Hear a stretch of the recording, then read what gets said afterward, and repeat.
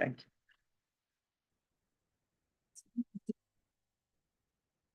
you. The screen? I don't want that. And then you got it back.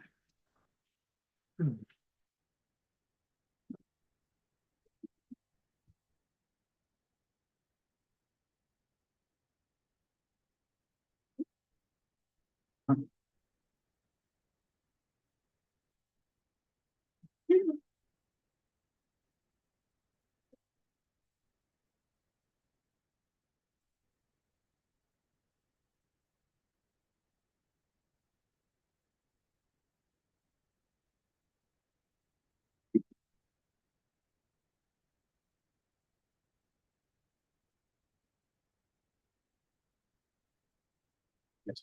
Yeah. That's a big deal. You and me, Zool.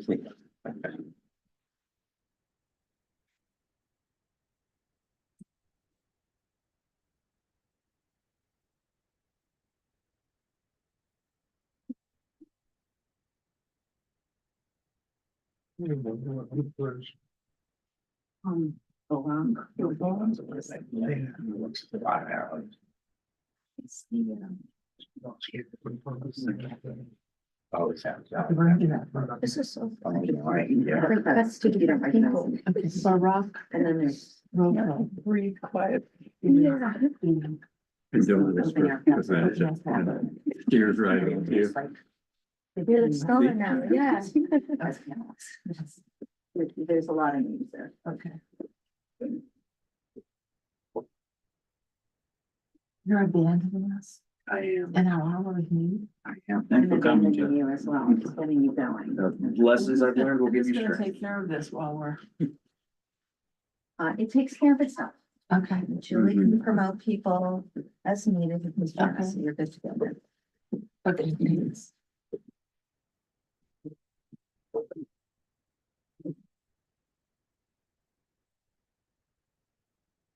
Who?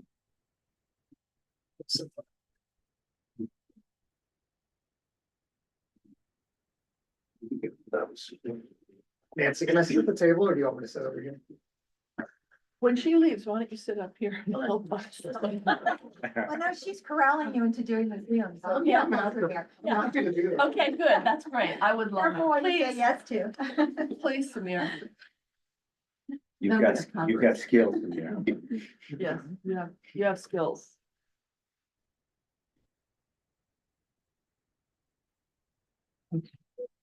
Here's Anchor. Very good to go now. Oh, thanks. How you doing? Hey, Michael. Michael, you're He's here. here. Here's a seat. There's one over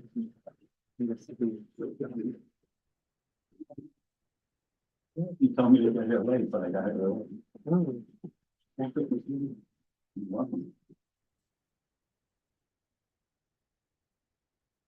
Listen, you're gonna sit up here. Huh? You're gonna sit up here. Did you know that? Forget who you are. Samir, are you gonna sit up? Face it this Oh, way. yeah. I didn't realize. Are you're leaving now? I'm leaving. Can She's someone online just give us a thumbs up that you can hear us?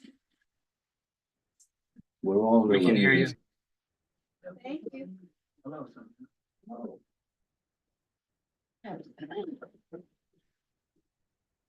So, welcome to the January 29th meeting of Community Board 5, Land Use Housing and Zoning Committee. I'm Nancy Gosho, Chair of the committee.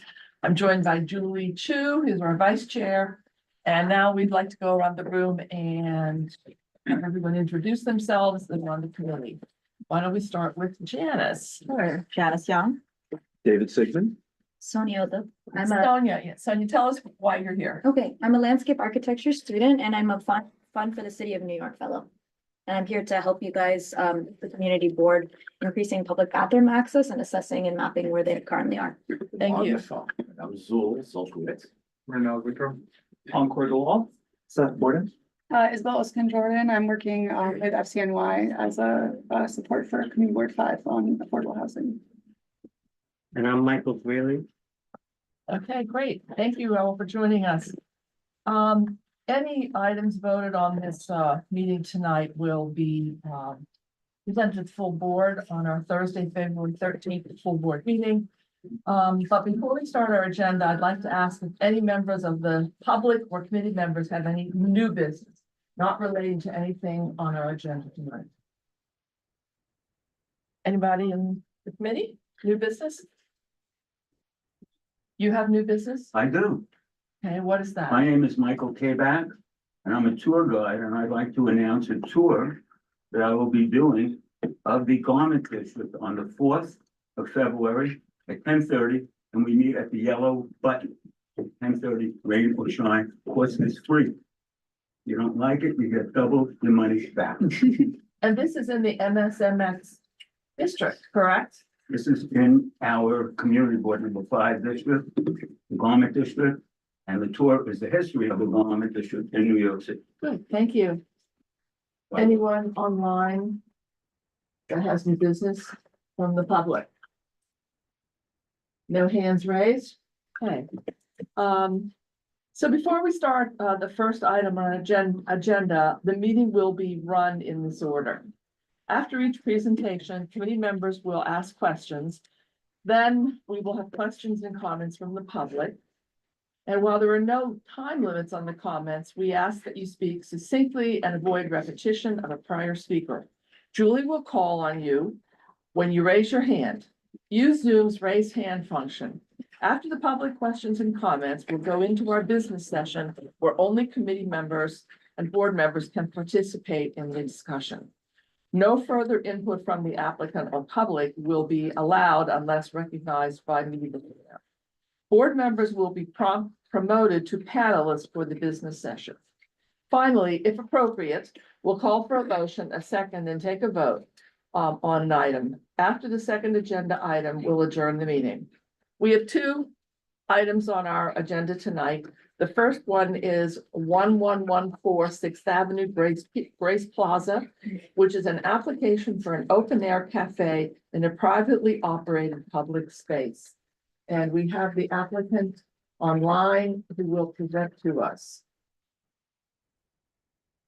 He was Barak. Good evening. Good evening. We're ready to hear what you have to say. That is my prompt. Okay. Well, good evening. Thanks for having us here tonight. My name is Barak Robel. I'm land use counsel from Holland and Knight and presenting this application on behalf of the applicant, 1114 6th Avenue Owner LLC. It's an entity controlled by Brookfield Office Properties. I'm also joined by Andrew Sampson from CBRE, who's responsible for operations of the property. I'll try to keep the presentation fairly short and open up to questions. I know you have an important presentation coming up on Midtown South by the esteemed staff present here from City Planning. Hello. The application being discussed tonight involves a certification from the chair of the City Planning Commission pursuant to section 3773 of the zoning resolution for a new 3-year term to continue the operations of existing open-air cafes within the plaza, Grace Plaza, which is located at the southeast corner of Avenue of the Americas and West 43rd Street, 1 block from Bryant Park. Let me share my screen.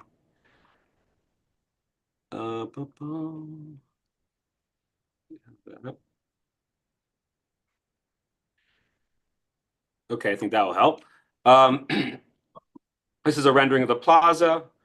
This is the Grace Building, and this is 1100 Avenue of Americas. And this is Avenue of Americas right here. The Grace Plaza itself totals approximately 20,929 square feet of space. It was constructed with the Grace Building in 1971. But since that time, it's undergone a number of alterations. Most recently, the applicant undertook a complete retrofit of the plaza that was completed in 2020. In addition to totally reconfiguring the landscaping and seating throughout the space, as part of that redesign, 1100 Avenue Americas, which is also controlled by Brookfield, was reglazed and integrated with the plaza to allow passage between 42nd Street and into the space. And as part of that redesign, the plaza includes a total of 33 tables and with 4 chairs each for a total of 132 seats. This is the off-season plan, 132 seats that are always available to the public. I'm going to zoom in just kind of to get a little bit closer to the plaza itself. And those 33 tables with 4 chairs each are dispersed throughout the plaza in these different kind of like rooms and surrounding the pavilion that's at the corner. The current open air cafes were approved for this space in 2021. I'm going to go to the on-season plan, which shows the cafe configurations. Just have to bear with me with the slow PDF loading.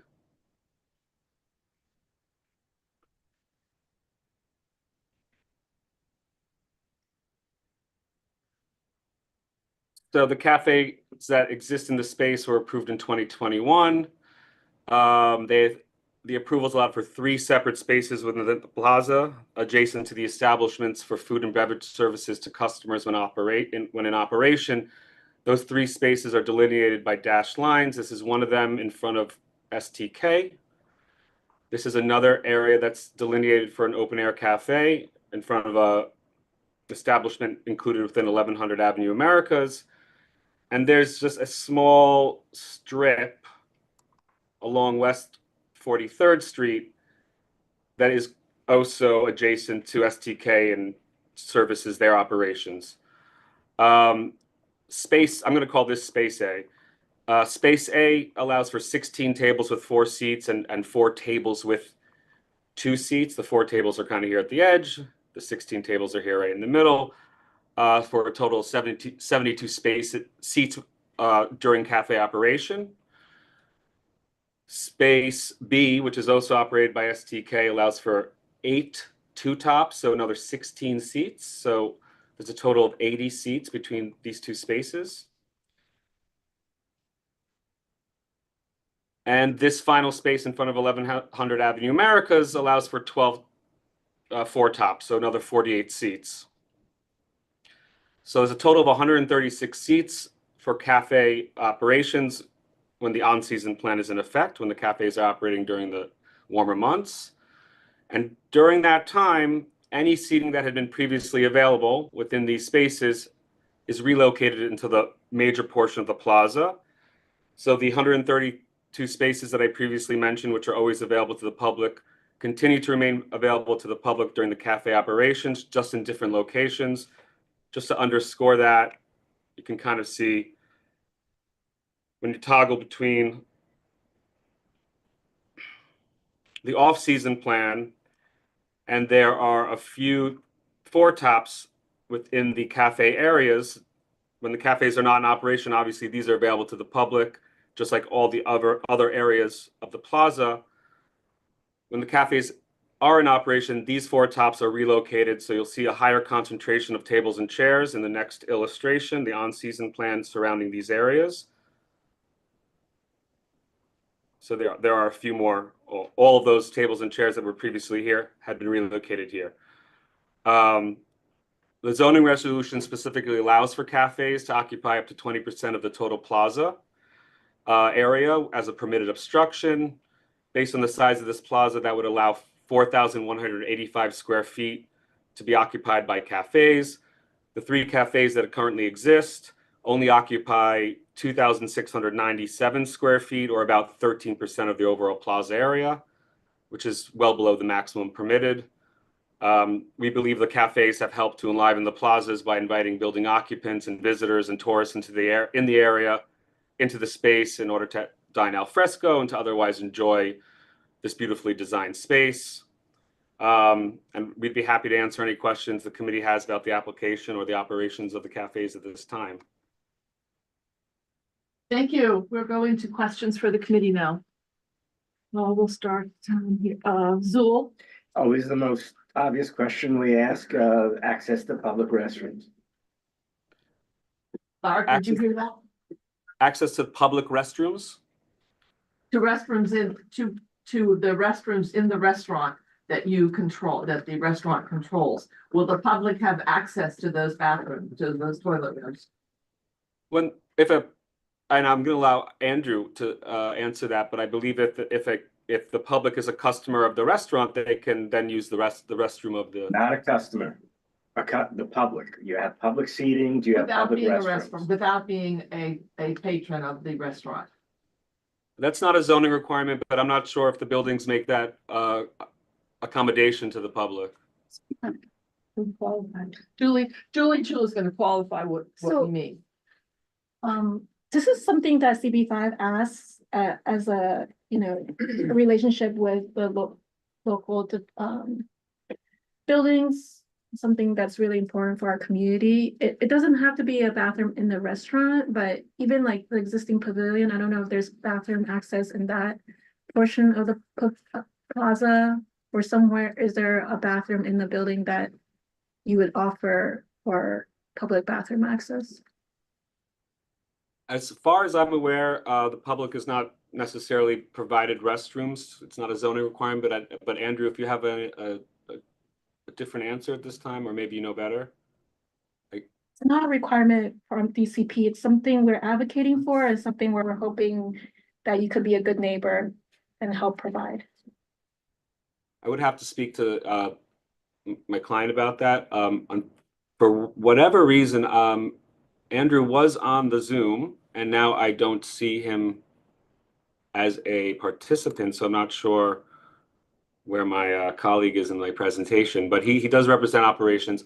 I can get back to you about that. I will present your request to the applicant, and within a day or two, respond with what their response is. Yeah, you will need to respond to us well before our resolution goes into the full board. That would be Monday, when we would put our final draft resolution together. So you have a couple of days to talk about this, get back to us, and offer this as an amenity to the community. Well, I'm sure you probably appreciate why it could be very problematic to offer bathrooms to the general public, We have considering other the maintenance and applicants safety and security concerns that arise, but I will discuss it with the applicant. As you know, it's not a legal requirement and doesn't have a direct bearing on the consideration of the cafes, but I will discuss it with the applicant. We have other applicants who have agreed to do this. So there are applicants that are stepping up and offering this to the community. Do we have other questions? Yeah, I think the other question we usually ask is around access by the public to the seats that the cafe occupies. So just asking whether members of the public can sit in the seats occupied by the cafe. When the cafes are not in operation, the entire plaza is available to members of the public. When the cafes are in operation, the zoning permits those spaces to be utilized exclusively by the patrons of the food and beverage establishment. That's the purpose of the open air cafe approval. So when they're in operation and they're serving, unless you're purchasing something, one would not be permitted necessarily to sit within the cafe unless the operator at that time decided that they would like to permit someone there. But the law does not require that. Other questions? I have a comment. No, we're doing questions now. I have a question. What sort of signage are you providing to tell people that this plaza is open to the public? The plaza That is is- already open to the public and in existence, and the signage exists there in compliance with the publicly accessible open space signage regulations. Okay, give me a question. So I know this is not a dining out application for those. They, map different streets to different levels of, use, and 43rd Street is was known as a regional corridor. I just checked. I wanted to, and for dining out, that requires 10-foot clearance. It looks like you are having an 8-foot clearance. Is that correct on 43rd Street on the north side? There is it does reduce to 8 feet if the cafe utilizes those 8 two-tops. Got it. So does the same regulation for the 10-foot required clearance not apply here? I'm not aware of the regulation you're citing to. Can you repeat that? Yeah, it's it's like the clear path requirements for dining out that require that for regional corridors, there's a 10-foot clear path requirement. I can put the link in the chat. Is that okay? I can put the link in the chat. if that's Yeah, okay. I mean, this was approved. If you're referring to like the open restaurant standing out requirements, this was approved before those rules were promulgated. Right, but you're asking for reapproval, so I wanted to know if those now apply or not. We'll look into that. Any other questions? Yes, I wanted to ask, two questions.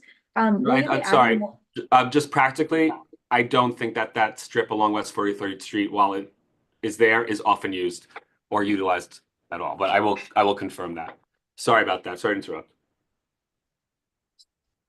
I didn't really understand. what- could you The- repeat that? The strip along 43rd Street, when this was Yeah. approved 3 years ago, there was a considerable, there had been previously an open air cafe in front of STK, which had like 120 seats or something. So because we reduced the size of that considerably and only 72 seats could now remain in front of STK, there was an accommodation and an attempt to try to recapture some of those seats. And that's why that strip was mapped along 43rd Street for an additional 16 seats to get us up to like 80.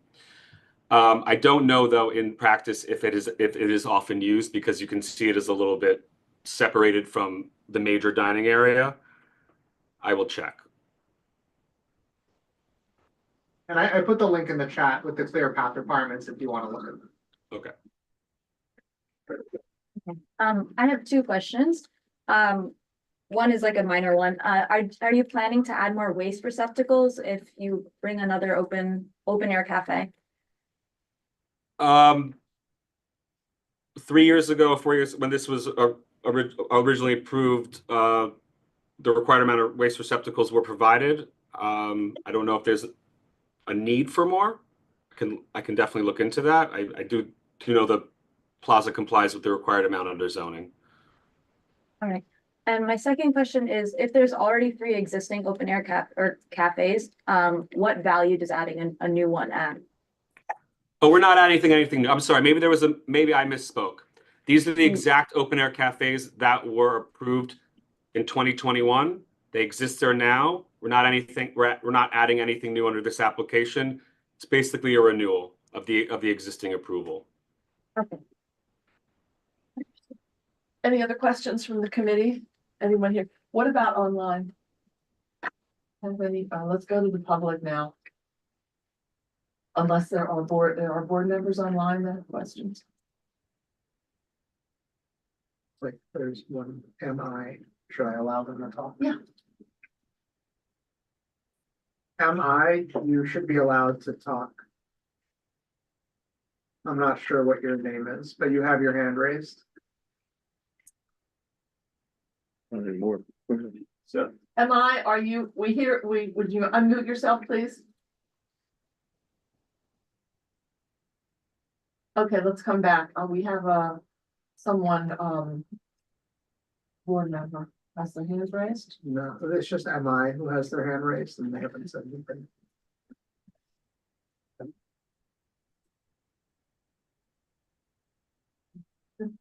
I can just go with the hand. Okay, we're gonna go now into executive session. So, are there comments from our committee on this?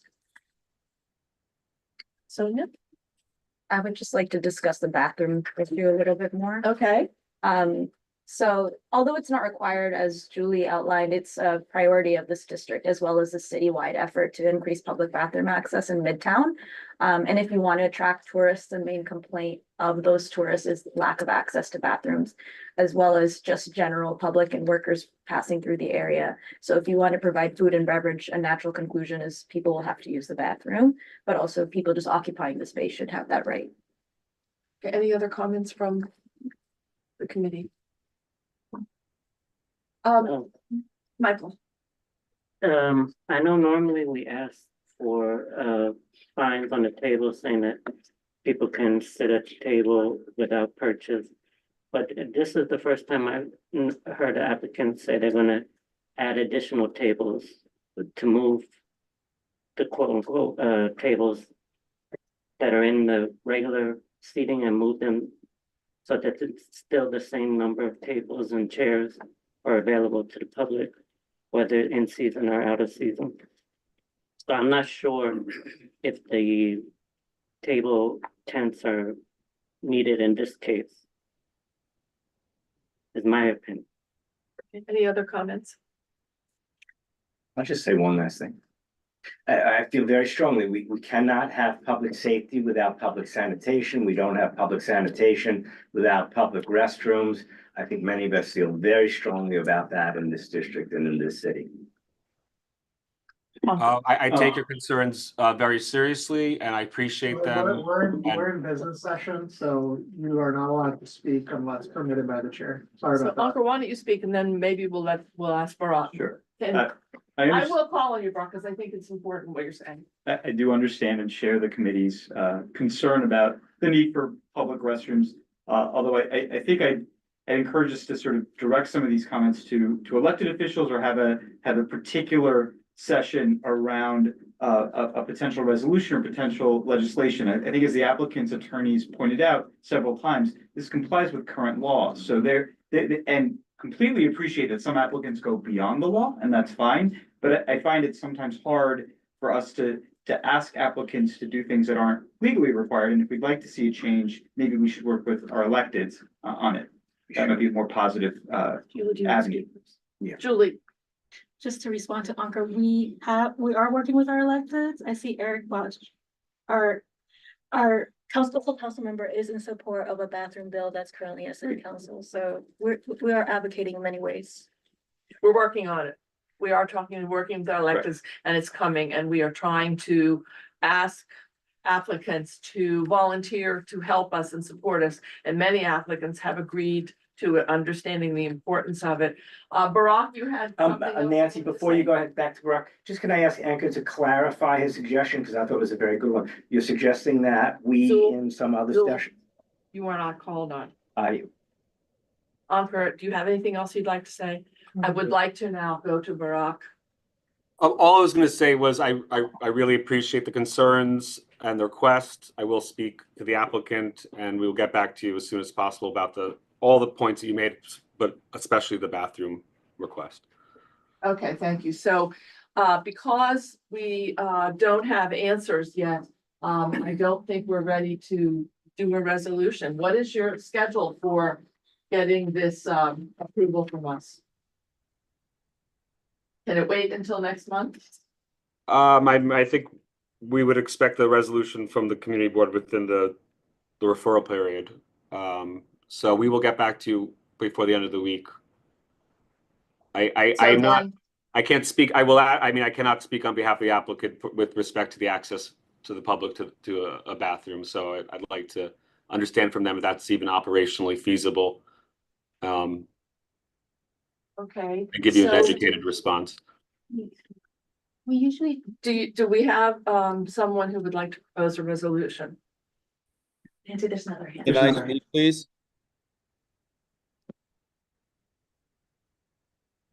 Am I allowed to Go ahead. speak? Go ahead, David. Thank you. Yeah, so I'm on the same page as Ankur in the fact that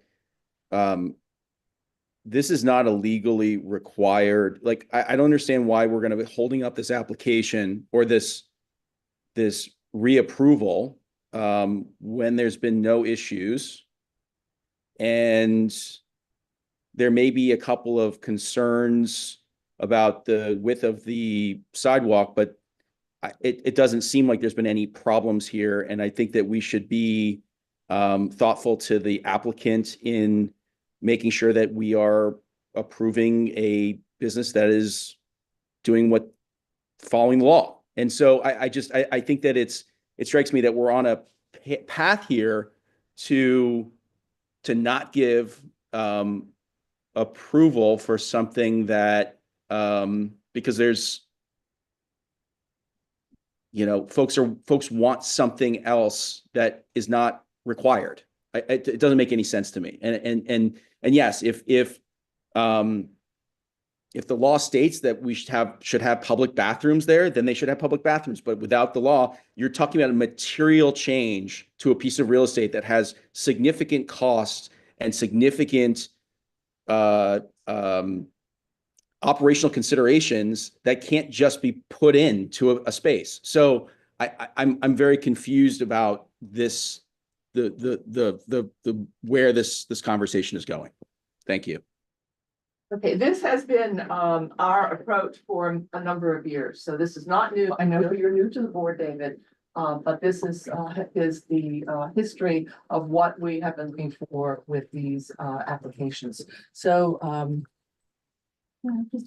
Zool, Yes, I thought I heard Anchor make what I thought was a very thoughtful suggestion, and was that to, another meeting, perhaps, do a resolution urging our electors to move forward on, access to restrooms in these public, spaces. that resto has been done. Julie, why don't you speak to this, please? That would be great. We did it last year. So what was that? Were you speaking to that, to a resolution that's that's in existence? Augur? Yeah, and I'd be happy we could bring it up again and reiterate it, because it's become an issue, and since the time of our resolution, we haven't had a bill go through city council, so I'd be more than happy to support a bill, a resolution, a new one. Okay. But I would also say, I wouldn't hold up an application that otherwise complies with current law. But I would rather push to change the law, to get what we like. And with the current resolution, there's a lot of benefits, even if it'd be better if there was a public bathroom, of course, but even without it, there's a lot of benefits to the public to have these plazas, and I think a lot of people use them. I've walked by that plaza many times and it's always full, so, I'd support this application going forward, and I'd also support us reiterating our prior, pressure on our electeds to change. the law. Thank you. Myrtle? Thank you. I was just gonna say, if the whole purpose of having this meeting was just evaluate an application on the basis of whether or not they're infringing on existing laws, then what are we even doing here? The point of this whole thing, in my mind, is it's a public space that's now going to be used for a private purpose. So the community is in the right to ask for stuff, whether or not the business provides for it. We're just an advisory position, so it's totally up to, this application can still go through without, any of these asks being provided for, but I think we are at least in the right to ask for what we think is right. Okay, so Julie, do you have? Yeah, just to expedite this meeting, because we have a big Yes, agenda item coming up. I'm proposing our standard reso for these pops, where we deny unless, and they're gonna get approved anyways, but we're just putting it on record that. Second. So so it's been moved and seconded by Julie, and Seth will be writing the resolution, the draft resolution, and I'd now like to have a vote. So all in favor? And Julie's looking up for voting. Are we voting a different way? Do a roll call, right? Yeah. I think we can do it by show of hands. Is that what? No. Did I No, miss let's do it? roll call. Let's You do go through it. the names? Let's do roll set. Yes. I'm a yes, Ankur, No. Nancy. Yes. Mike, Yes. Miles is not here. David, Yes. Myrtle, Yes. Janice. Yes. Zool. Yes. It's not here. Okay, that's it.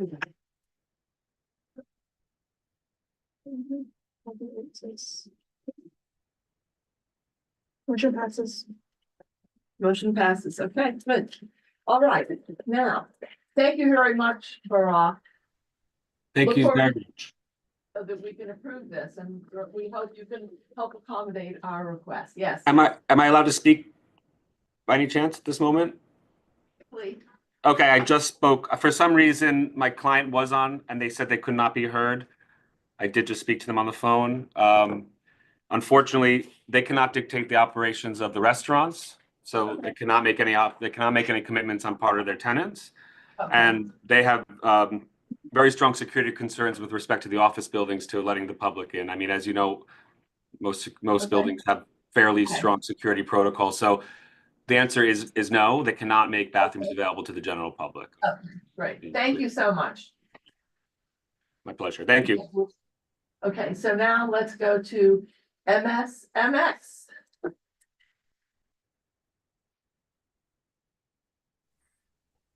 Hello, good evening. Can you hear me? Yes, we can. Okay, great. Well, we're just going to get our presentation pulled up and then we'll dive in. Thanks. Introductions. Thanks, Abby. Yes, and we will start with introductions as well. Okay. Well, again, good evening. I'm Eric Botsford, Director of the Manhattan office here at the Department of City Planning. I'm joined tonight by our Deputy Director, Nabila Malik, as well as our incredible Manhattan office project team, including our three co-leads for this effort, Ezra Moser, whom I know you know well, Andy Cantu, and Aska Moyedin, as well as another member of our project team, Abby Ryder, who is assisting tonight driving the presentation. And we're really excited to be here tonight to share the details of the Midtown South Mixed Use Plan, or MSMX, as we call it. This plan is the result of years of study and engagement with the local community and stakeholders. And we're really grateful for your insights and feedback throughout this process. As we begin the public review phase for MSMX, we're looking forward to continuing the conversation with the board and working closely with all of you in the months ahead as this moves through ULURP. Next slide, please. Thank you. The MSMX plan lays the foundation for vibrant neighborhoods where housing, a strong economy, and a high quality public realm all coexist. And we'll go ahead and start with the big picture goals of the proposal. First, we want to foster 24/7 mixed use neighborhoods in the area by expanding housing opportunities, putting into place new housing districts where they're either currently restricted or actually not allowed at all, no housing allowed at all in most of Midtown South, the MSMX plan area. The MSMX plan will also use mandatory inclusionary housing, MIH, to ensure that all new and converted buildings will include permanently income restricted homes, and will also allow for important community facilities like schools and libraries that are not permitted today that serve residents and further strengthen the neighborhood.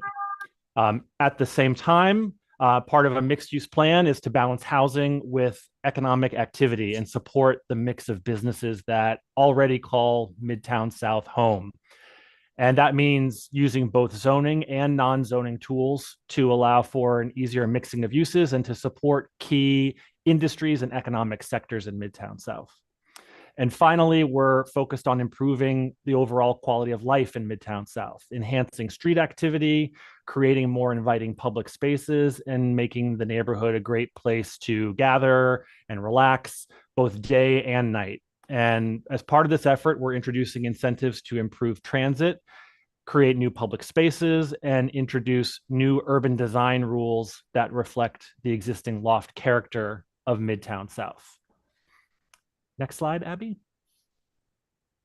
Okay, to facilitate all this, the MSMX plan includes two zoning actions, a zoning map amendment and a zoning text amendment, to create a new special Midtown South mixed use district, where mandatory inclusionary housing will apply to all new residential developments and conversions. And we're especially excited that the proposed zoning map amendment will put into action the newest zoning tools from City of Yes, the zoning for economic opportunity and zoning for housing opportunity initiatives. The proposal introduces mixed use districts, which pair brand new commercial and manufacturing districts with new high density housing districts. Midtown South would be the first place in the city to have these new zoning districts, and we think it's really the perfect place to be leading the way. Meanwhile, the zoning text amendment would establish the new special district, which would include the urban design regulations, transit, and public realm incentives that I spoke about, and would also map MIH district-wide. Taken together, these two actions would result in a 24/7 mixed-use Midtown South with a projected 9,700 new homes, up to 2,900 of which would be permanently income restricted through MIH, as well as continuing to permit the full range of commercial and light manufacturing uses that are already present in Midtown South and call Midtown South home. Next slide. So I'll just give a quick overview of our agenda. we'll introduce the study area, provide some important background context, and go over existing conditions. We know that you're all experts on this, so we're not going to spend too much time on those sections. We'll touch on the engagement work and how it's shaped our proposal, and then we'll conclude by covering the proposal itself, and of course, taking questions from you and from members of the public who are here. And with that, I'll hand it over to Ezra to take it from here. Thank you. All right, thank you, Eric. All right, so let's introduce you to the plan area, which is highlighted in yellow on the map. It comprises 4 separate areas that are centrally located in Midtown South with exceptional access to transit, jobs, and amenities. The common thread that ties all 4 areas together is that they have decades-old manufacturing zoning that does not allow housing, despite being surrounded by neighborhoods that do. The plan area is mostly located within Community District 5, with 2 smaller portions within Community District 4. As you're probably aware, the area is represented by council members Eric Botcher and Keith Powers. So the plan area covers about 42 blocks across 4 distinct sections of Midtown South, which are outlined on the map to the right. We've highlighted the portions of the plan area that are located within Community Board 5. Plan area is generally bordered by 40th Street to the north, 5th Avenue to the east, 23rd Street to the south, and 8th Avenue to the west. As we alluded to on the previous slide, these 4 MSMX plan areas have incredible access to transit with multiple subway lines, as well as Penn Station and Port Authority just steps away. And right in the center, connecting the 4 plan areas, are Herald and Greeley Squares, providing transit access and open space on the Midtown South doorstep. The southeast area is partially covered by the Madison Square North and Ladies Mile historic districts, which are visible. It's slightly light and transparent in purple. And LPC still retains purview in these areas, including discretionary review over any applications within these historic districts. So here's an aerial view of the MSMX plan area to help orient you even better. Each area is denoted by its ordinal direction. The northwest area is north of Penn Station and south of Times Square and is generally bounded by 40th Street, 35th Street, Broadway, and 8th Avenue. Moving east, the northeast area lies just south of Bryant Park and runs from 35th Street to 39th Street and is generally mid-block between 5th and 6th Avenues. The southeast area extends roughly from the Empire State Building towards Madison Square Park and comprises the mid-blocks of 23rd through 31st Streets between 5th and 6th Avenues. It's largely defined by its central spine of Broadway, which bisects it. And then finally, the southwest area is just south of Madison Square Garden and Penn Station, running roughly from 24th Street through 31st Street, and is bounded on its west by FIT. All right, so now that we've given you a brief overview of our study area, we'll delve into its background and some of the economic and policy considerations that underpin our ambitious plan for Midtown South. The Commissioner's Plan of 1811 first spurred development in the area that we now today call Midtown South. Initial development centered on entertainment and shopping, with the area becoming a social nexus for the city. Wholesalers and florists moved to the area to be closer to its hotels, upscale residences, and department stores. With the introduction of Penn Station in 1910, the area transitioned from these shopping and entertainment uses to manufacturing, as the station served as a critical logistical hub. The area experienced peak manufacturing during the years before World War II, where it was a center of the garment and wholesale sectors, which became the city's largest industries by employment and commercial output. However, post-war changes in automation, transportation, and overseas production led to a 50% decline in NYC's garment manufacturing businesses. The 1961 zoning resolution designated our 4 plan areas as manufacturing districts, and the 1987 establishment of the Special Garment Center District, which is located in the northwest area, aimed to insulate garment manufacturers from market competition for loft space. By 2018, it was apparent that global macroeconomic changes to the garment and fashion industries meant that regulations that preference manufacturing uses were not steadying the industry's decline and sometimes presented unforeseen difficulties in terms of compliance. The city passed a 2018 text amendment to remove preservation requirements for manufacturing to allow a wide range of commercial and manufacturing uses. As we'll discuss over the following slides, this brings us to today, where both long-standing trends and recent events have necessitated a closer look of the MSMX plan area and point to the need to allow a full mix of uses that span light industrial, commercial, and residential in order to stabilize and further enliven our plan area. So starting with the obvious, the COVID-19 pandemic changed the way New Yorkers work, commute, and shop. This shift has impacted the commercial office market significantly, with hybrid work reducing the demand for traditional office spaces. This has directly impacted the MSMX plan area, which now contains a growing stock of underutilized office space. Meanwhile, even in light of COVID's recent impacts, New York City has seen tremendous job growth over the last 2 decades, but housing development has not kept up. Most of the new affordable housing that has been built is concentrated in just a handful of neighborhoods. New York City faces a severe housing shortage, with a vacancy rate for rental apartments at a historic low of 1.4%. Because housing demand is greater than housing supply, New Yorkers are experiencing extraordinarily high housing costs. These factors provide a strong impetus to study Midtown South and to help reposition it for a resilient future. A key part of that process is to understand the on-the-ground conditions, which, as Eric noted, you all know very well, which make the area a candidate for expanding the mix of permitted uses. So, as mentioned earlier, the MSMX plan area is located in one of the most transit-rich parts of the country. 15 subway lines, PATH trains, Long Island Railroad, NJ Transit, Amtrak, and commuter buses at Port Authority are all within easy reach. Additionally, this area is seeing once-in-a-generation investments in its public realm and transit infrastructure. Some of these are complete and operational, such as Grand Central Madison. Some are underway, such as the ongoing renovations to Penn Station. Some have been recently approved, as is the case with Port Authority Bus Terminal, and then some are being envisioned as we speak, such as a reimagined, transformed Harold and Greeley Square, right on the doorstep of Midtown South. This presents a pivotal opportunity to get the most housing, jobs, and density out of these ongoing investments. Given this concentration of flagship regional transit infrastructure, it makes sense that this general area is both officially and colloquially referred to as Midtown South. This map shows the land uses in central Manhattan and highlights how the study area, outlined in black, is part of a southerly extension of the deep red commercial core of Midtown, where red represents exclusively commercial uses. You can see in the southern 2 study areas that the red becomes slightly more marbled with a mix of non-commercial uses. Over the following 4 slides, we'll walk you through what some of these land use patterns look like on the ground. So here are 2 images of the northwest area. The photo on the left is looking south down 8th Avenue, while the photo on the right shows West 37th Street, which typifies a side street in this area. The northwest area is characterized by large muscular loft buildings with high street walls. And then here's a view from the northeast area. There's also a strong street wall presence here, but the fabric is frequently punctuated by recent hotel developments that set back before rising sheer. Moving to the southeast area, we see the east side of 6th Avenue on the left, and then the intersection of Broadway and 29th Street on the right.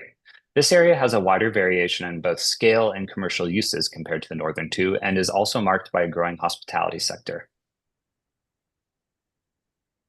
And then here's the southwest area with 7th Avenue on the left and West 28th Street on the right. In both images, you can see both a mix of scale and uses, including some of the sheer rising hotels that I referred to on the previous slide.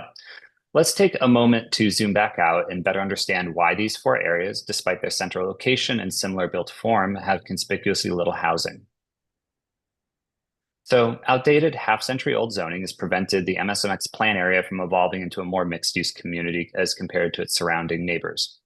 The plan area outlined in black are 4 islands of manufacturing zoning districts, in this case represented in purple, that are surrounded by high-density commercial and residential zoning districts shown in red and yellow respectively.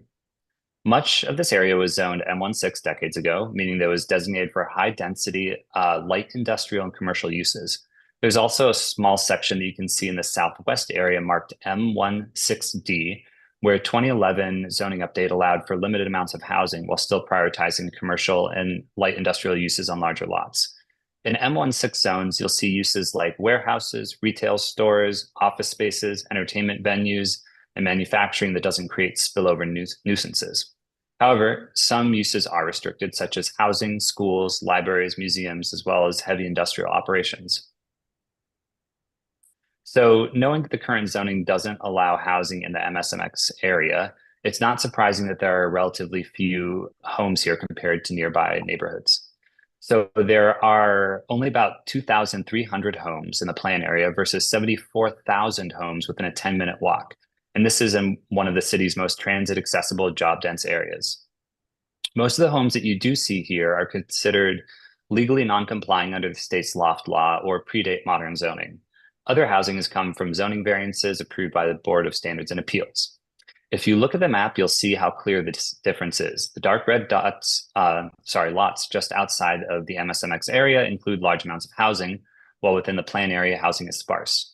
This absence of residential life changes the feel of the area, especially after work hours when there are fewer people on the streets, fewer patrons for the area's businesses, and generally fewer eyes on the street. It definitely impacts the area's quality of life. So briefly, here are two examples of housing that do exist in and around the MSMX plan area. On the left, we have the special case of new housing in the M16D district. And then on the right, we have a more typical example of residential towers in the zoning districts in between and surrounding the 4 plan areas. So the absence of housing in these 4 plan areas pronounced, but the dense built fabric actually positions it well for increased mixed use and residential density. This map here shows the range of existing built FARs, building by building. Generally, darker colors are buildings with lower built FARs, and warm colors are higher built FARs. The densities in the plan area reflect the concentration of pre-1961 and loft-type buildings that we saw in the street-level photographs. The current maximum permitted FAR for the area is generally 10.0. And by contrast, you can see a lot of yellow on this map, which is 17.5 FAR or higher, especially in the northern 2 areas. We heard your feedback from previous meetings and want to show you what this level of density looks like in practice. The plan area's fabric reflects a variety of eras and typologies, and the overwhelming majority of these buildings predate modern zoning and can be found at very high densities before the advent of FAR. All 3 buildings here are commercial, and the furthest to the right is a hotel that is not pre-1961. Buildings in the MSMX plan area can even reach 40 FAR, but in context, you do not stand out dramatically when experienced from the pedestrian perspective. The built density understandably correlates with the concentration of economic activity, with the study area serving as an important regional job hub. Overall, there are 135,000 jobs across 7,650 businesses in the 42 blocks of the plan area. For the most part, the plan area experienced job growth over the last decade that outpaced both NYC and the national averages. However, while there has been strong job growth overall, the landscape has evolved significantly over time as different sectors have grown and others have declined. While jobs in the manufacturing and wholesale sectors have declined by 30% over the past 10 years, and fashion manufacturing wholesale jobs even more dramatically, what has risen in their place are strong creative and tech sectors. The city currently has non-zoning tools to support fashion manufacturing and continue to explore additional tools and programs moving forward. So we've covered the context and history of our study area and the impetus for this plan for Midtown South. As we developed the contours of this plan, a key component was our community engagement process. So we'd like to briefly walk through what we learned and show how public input has shaped the direction of the MSMX plan. So starting from our kickoff meeting in October of 2023 through to our public info session this past October, we've worked hard to connect with community members. Beyond public meetings, we conducted outreach through our website, weekly office hours, an online survey, and numerous site visits. We hosted roundtable conversations with residents, business coalitions, small business owners, housing advocates, real estate experts, and social service providers, and of course, consulted yourselves and Community Board 4. From all of our conversations, 6 key community priorities emerged for Midtown South. 1, to increase housing opportunities, especially opportunities for affordable housing. 2, the need to balance housing with economic opportunities and help foster legacy industries like fashion and wholesale. 3, ensure that building forms are contextual with the loft character of the area. 4, encourage more retail and local services to ensure a truly 24/7 neighborhood. 5, invest in the public realm, e.g. open spaces, streetscapes, sidewalk conditions, and also to address public safety concerns. These 6 community priorities became a roadmap for us and directly shaped our planning approach for MSMX. We're able to take these 6 priorities and distill them into 3 planning principles. 1, creating vibrant mixed-use communities. 2, supporting vital economic activity. And 3, enhancing neighborhood character. These priorities, combined with what we heard during our engagement and our research takeaways, form the core of our plan. So now, based on this planning approach, we've drafted a proposal that we think goes a long way towards achieving the priorities just outlined. So again, here are the 3 goals that underpin our proposal and the land use actions. As we noted at the top of the presentation, the 2 proposed actions are a zoning map amendment and a zoning text amendment. The zoning map amendment would rezone all of the M1 districts in the MSMX plan area into paired mixed-use commercial manufacturing and residential districts. On top of that, the zoning map amendment would establish a new special Midtown South mixed-use district, so a special district that would have the abbreviation in zoning of MSX. The second action, a zoning text amendment, would map mandatory inclusionary housing districts across the entirety of the plan area. These would be the first MIH districts to be zoned in central high-density Manhattan. The text amendment would also establish bespoke special district regulations for the new special district. This would include bulk requirements to enhance and reinforce the plan area's loft character, which we'll illustrate in the following slides. We'd also include limited bulk flexibility for challenge sites in order to deliver more affordable housing. Additionally, the special district regulations would include use flexibility that addresses the character of the neighborhood, and we include incentives for public realm improvements. So here's what this would look like on a zoning map. We're proposing paired high-density mixed-use districts with MIH that would utilize the new zoning districts that were created by the recent City of Yes proposals. We're excited to use these new districts to create MIH areas that would deliver permanently income-restricted housing. The new zoning districts would come in 3 pairings, M1-9A R12, M1-8A R12, and M1-8A R11. Each of these districts would become part of the new special district, which allow us to shape building form and incentivize public realm improvements. Over the following slides, we're going to walk you through each of these paired zoning districts in a little more detail. We'll show the types of development it facilitates in its surrounding context, and then provide a view from the street to show how the pedestrian experiences the bulk. So the first paired district we'll cover is M1-9A R12, which would be mapped across the entirety of the northwest and northeast areas, as well as the portion of the southwest area that wraps around the future Penn Station expansion. This paired district allows maximum FARs of 15 for commercial, manufacturing, community facility uses, and 18 for residential. Apart from FAR, all zoning districts in the special Midtown South mixed-use district have the same use and bulk regulations. So we'll detail this on the following slides, but across the entirety of our new special district, not just the M1-9A R12 shown here, we're requiring contextually sensitive street walls with base heights of between 6 and 15 stories. So let's take a look at where and what types of buildings would result from a paired M1-9A R12 district. This is a view of the northwest area looking north from Penn Station towards 42nd Street. In this view, gray buildings are existing buildings, and then the yellow buildings depict development that could potentially result from the rezoning and are studied in our environmental review materials. You can see some of the more bulky loft buildings in the middle portion of the view, as well as towers around Penn Station and then further north towards the Midtown core. We believe that the permitted FARs that we're proposing here are in line with the extremely dense built fabric of this area. And then here's an aerial view that depicts the northeast area looking south from Bryant Park. This is what 18 FAR mixed residential buildings would look like in context here. The existing landscape is varied with older loft buildings and newer towers, mainly in the form of hotel development from the past 15 years. Okay, so let's shift from the helicopter view to street level in order to understand how these buildings are experienced from the pedestrian's perspective. Here, we're on West 38th Street in the northeast area looking westward.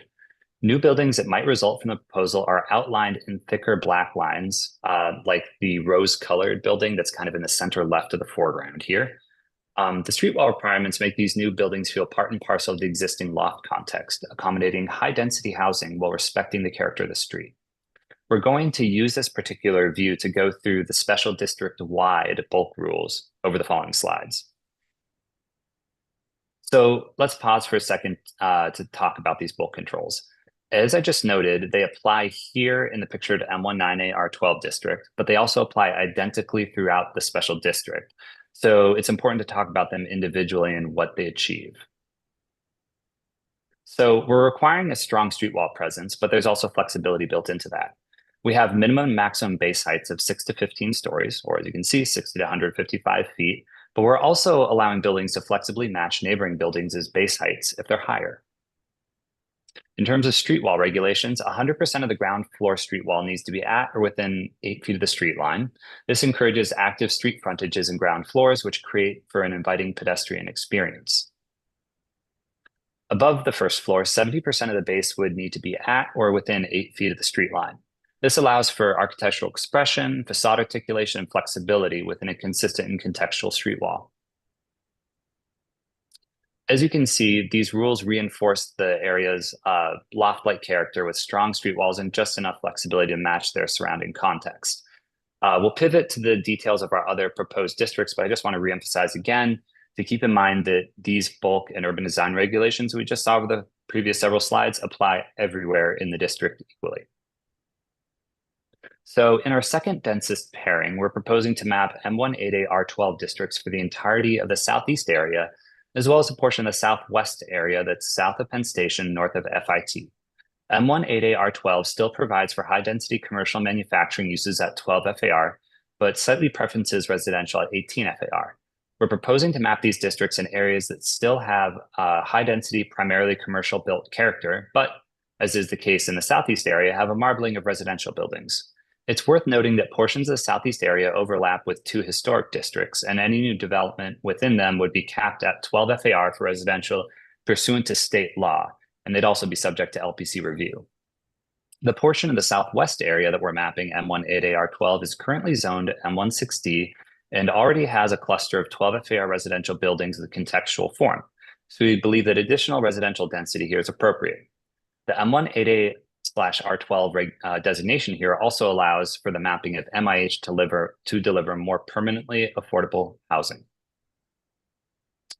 So transitioning from what this M1-8A/R12 district looks like in practice, this is a view of the southeast area looking northwest from Madison Square Park, which you can see partly visible in the foreground. The M1-8A/R12 allows for very high density developments, but maintains a consistent street wall with its surroundings. Transitioning again to the pedestrian perspective, here's a view of the southeast area from Broadway looking southeast. So more or less the opposite perspective of the aerial view from the previous slide. You can see 2 of the projected development sites rising just above and behind the landmarked Grand Hotel, which is more or less centered in this view. I note that the taller of these 2 projected developments is actually the largest development site in the plan area and still remains consistent with the very building heights already found in the area, but is substantially lower than, for example, the tower rising above and behind it. The outlined tower in the background is an existing tower located outside of the MSMX plan area and one that I'm sure you're all too familiar with. And you can see that the new MSMX buildings immediately below it are a fraction of its height and more in context with its surrounding area. And then lastly, and zooming back out, we're mapping an M1-8A/R11 district in the remaining portion of the southwest area shown in light blue. This pairing will allow 12 FAR for non-residential uses and 15 FAR for residential use. This comparatively lower density reflects that densities tend to taper off the further that you move south and west towards Chelsea. And here's an aerial view of the M1-8A/R11 district in the southwest area, looking northeast. You can see that this area is adjacent to the comparatively medium scale fabric of Chelsea that's in the foreground. Additionally, you can see the taller, higher density fabric of Midtown South and the Midtown Core in the distance.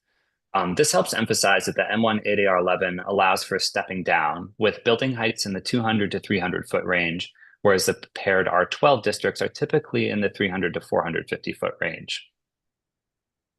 And then here's a pedestrian perspective on West 26th Street looking east from its intersection with 7th Avenue. The same bulk and urban design rules apply here, which help maintain a strong street wall. This will prevent undesirable shallow setbacks, which are the norm for many recent hotel developments that pepper the southwest area and disrupt the pedestrian experience. In the following slides, we'll zoom back out and I'll briefly walk through some of the other aspects of the MSMX zoning proposal. So we're proposing a floor area exemption for public school floor space if a new development elects to provide one on site. This is a pretty standard practice in neighborhood plans. We're allowing for a 20% floor area bonus for the provision of a covered pedestrian space, which allows for an expanded public realm that can be incorporated within a new building's footprint, so while maintaining a strong street wall presence. The covered pedestrian space bonus already exists in other high-density zone districts and has produced numerous high-quality public spaces. We're encouraging improvements to transit infrastructure by extending the existing transit bonus authorization's applicability to all MSMX sites within 1,500 feet of transit stations, up from 500 feet today. We're also permitting retail uses beyond the existing 10,000 square foot limit, which underscores the area's role as a regional shopping center. This would allow for flagship retail on sites that could accommodate it. We're allowing for adjustments to the minimum distance between buildings and split lot conditions where a landmark is present to provide additional flexibility for sites that are characterized by relatively unique conditions. This will better facilitate the delivery of housing on these comparatively challenged sites. Additionally, during our community engagement process, we heard a strong preference for limiting any illuminated signage on side streets in order to create a welcoming environment for new housing. Lastly, we're mapping all side streets as Tier B streets and wide streets as Tier C streets, which govern ground floor use requirements, lobby sizes, glazing, curb cuts and loading, and similar regulations that help create a more lively and active pedestrian realm. And then on a more technical note, we're adjusting the boundaries of the Special Garment Center District, the Hudson Yards District, and a sliver of the Midtown District in order to create the new Special Midtown South Mixed Use District. These changes all relate to the Northwest area, which would become part of the Special MSX District under the proposed conditions. We're also excited about the fact that the entirety of the special district will be mapped with mandatory inclusionary housing. Again, this will be the first application of MIH in Midtown and the first application within the highest density parts of the city. Our proposal would map options 1, 2, and 3 throughout the special district. Option 3, which was formerly known as Deep Affordability, was actually made a standalone option as part of the City of Yes for a Housing Opportunity Initiative. All 3 options would apply to both new construction and conversions. Many existing buildings are suitable candidates for full or partial conversion to residential use, which can support adaptive reuse of this loft-style fabric in light of recent decreases in demand for office space. By applying MIH, the proposal could generate up to 2,900 permanently income-restricted units in Midtown South. Okay, so we appreciate your patience so far. We're almost to the end of our presentation. And lastly, we're just going to take a moment to go over the environmental review and then briefly summarize our proposed actions and our objectives for this ambitious plan. In terms of environmental review, the MSMX plan is subject to an environmental impact statement, or EIS. A notice of completion of a draft EIS was issued on January 17th, 2025. The draft EIS identified no impacts in the 10 categories on the left-hand box. The draft EIS identified significant adverse impacts in the categories on the right-hand box. In addition, it could not preclude impacts for hazardous materials, air quality, and noise. No other significant adverse impacts were identified, and mitigation measures are both identified in the draft EIS and will be explored further in the final EIS. All right, so in summary and in closing, DCP is excited to put forward the Midtown South Mixed Use Plan, which will contain 2 major land use actions. First, we're proposing a zoning map amendment that would change the plan areas M16 and M16D districts to paired high-density mixed-use districts that would support a dynamic mix of housing, commercial, manufacturing, and community facilities. These pairings would capitalize on the success of City of Yes to put forward high densities where they're most appropriate, near the most well-connected regional transit hubs in the nation. The zoning map amendment would allow us to map the new Special Midtown South Mixed Use District, again, will be abbreviated as MSX, across the entire plan area. The second land use action is a zoning text amendment that would create bespoke, common sense, contextual zoning rules for the special district that would ensure development remains attuned to its surroundings while maximizing housing production. The text amendment would also allow us to designate MIH districts with options 1, 2, and 3 across the entirety of the plan area. The proposed actions could result in approximately 10,000 new homes, up to 2,900 of which would be permanently income restricted, and up to 780 of which could be through conversions. So to tie things together, the MSMX plan is all about laying the groundwork for vibrant neighborhoods where housing can thrive alongside offices, the creative sector, manufacturing, and a variety of other uses. It's about making Midtown South a place where living, working, and creating come together seamlessly. We want to foster 24/7 mixed-use neighborhoods in the area by increasing housing opportunities and allow existing and burgeoning economic ecosystem to continue to call the area home. And finally, we want to improve the overall quality of life, enhance street activity, and establish more inviting public spaces where people can gather, relax, and enjoy the neighborhood day or night. We believe that MSMX plan will deliver on these objectives and help steward a more resilient Midtown South for future generations of New Yorkers. All right, thank you. We hope this presentation has been informative, and we look forward to answering any and all questions. Yeah. So, we'll start with questions. Zool? Yeah, thank you. Really informative. We've been looking forward to it. Just very specifically, Ezra, certainly within the public realm at street level, you can do what you can with greening, but I'm wondering, this area is architecturally rich with buildings that have setbacks, terraces. So I'm wondering what thought you've given to incentivizing the greening of these horizontal spaces, setbacks, terraces, rooftop. That's a good question. Currently, zoning doesn't get that granular with the design regulations for like greening of terraces, and there's some other word that's now kind of popular in the commercial real estate industry for these. But we do allow for articulation and design expression by allowing for a little bit of flexibility in the location of the street wall above the first floor. Sachi. Thanks so much. My name is Sachi. I just want to say, I attended the resident. Is it a question? Yeah, I do have a question. Thank you for the presentation. I think you did a great job of incorporating feedback from the residential public sessions that you had last year, which I attended. My question is, how you got to 18 FAR as the optimal for these, especially since some of the buildings that you showed us were like 40 FAR, like 33 or 24. And are contextual within the district. How did you get to 18 as the max? And if you were to increase it, how much more housing could we expect? Well, as folks are aware, last year the state lifted the 12 FAR cap on residential, and along with the City of Yes for Housing Opportunity, we created districts that go up to 18 FAR for residential. So there aren't districts in our toolkit that go above 18. So that's the highest density. Buildings, even today, not in our plan area necessarily because manufacturing districts, but buildings that are converting from commercial or other non-residential uses to residential that are built before 1961, if they were, say, 30 or 40 FAR, they could convert that entirety to housing. So there's an incentive there for adaptive reuse. No, I'll wait till later. Any other questions? Ankur? The southwest lot had R11 versus R12, which you had elsewhere. Do you have an estimate? Well, one, can you speak to why that choice was made? And two, do you have an estimate of how many fewer homes would be developed by having a lower density district in the southwest corner of the rezoning?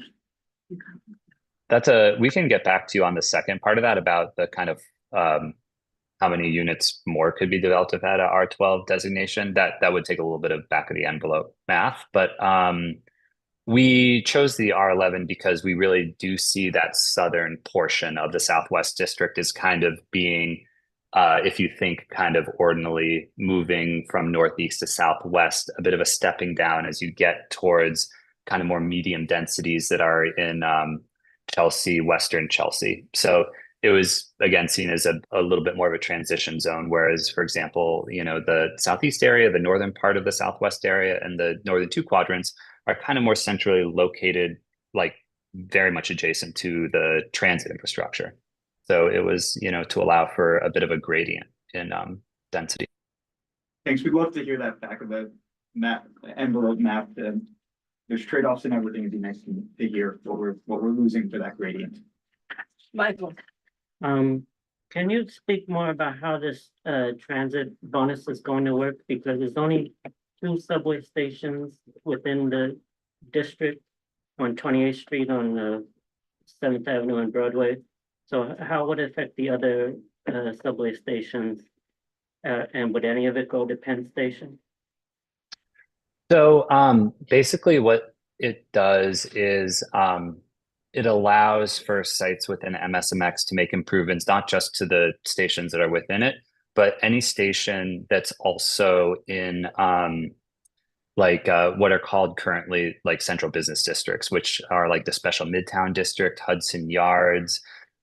So we're adding the special MSX district to that list. So that means that theoretically, if there was an improvement at Penn Station that could be done, a development site could elect to undertake that in exchange for a bonus. Again, these are by authorization, so that's a CPC action. It gets referred out, but from our recent experience with applicants like who are interested in making transit improvements to Penn Station, MTA has not really given them any options for improvements. Not to say obviously that Penn Station can't be improved, but it doesn't seem to be a priority station in that respect. But yeah, so stations like 34th Street, Herald Square, developments, if they're within 1,500 feet of that, could make improvements there. Any other station, as long as it's within the special Midtown South mixed use district, the special Midtown district, and Hudson Yards would be eligible. But for example, if an area falls outside of that, those special districts, even if it's within 1,500 feet, that would not be an eligible station. So there are a number of stations that would be eligible under this. 42nd Street Port Authority, for example. So there's a number, but happy to explain in more detail. And how much questions? And how much is the bonus FAR? It's a 20% bonus. So we're not really changing the existing bonus today, which was passed towards the end of the de Blasio administration, 2021. It allows for a 20% bonus. And we're basically just adding our new special district to the list of what are called central business districts that are eligible for a 1,500 foot radius instead of a 500 foot radius from transit. And just to clarify, that's a maximum 20% bonus that can be awarded. The City Planning Commission, determines the amount of floor area that is commensurate with the transit improvements that would be facilitated by the proposal. There. I had a question about your street wall requirements. I believe you said it was 100% street wall coverage for the first floor, and then 70% has to be within 8 feet or something like that. So for the street wall coverage on the ground floor, are you mandating any uses, or it's just you're mandating the street wall requirement, and that could be like a building lobby, or does it have to be commercial?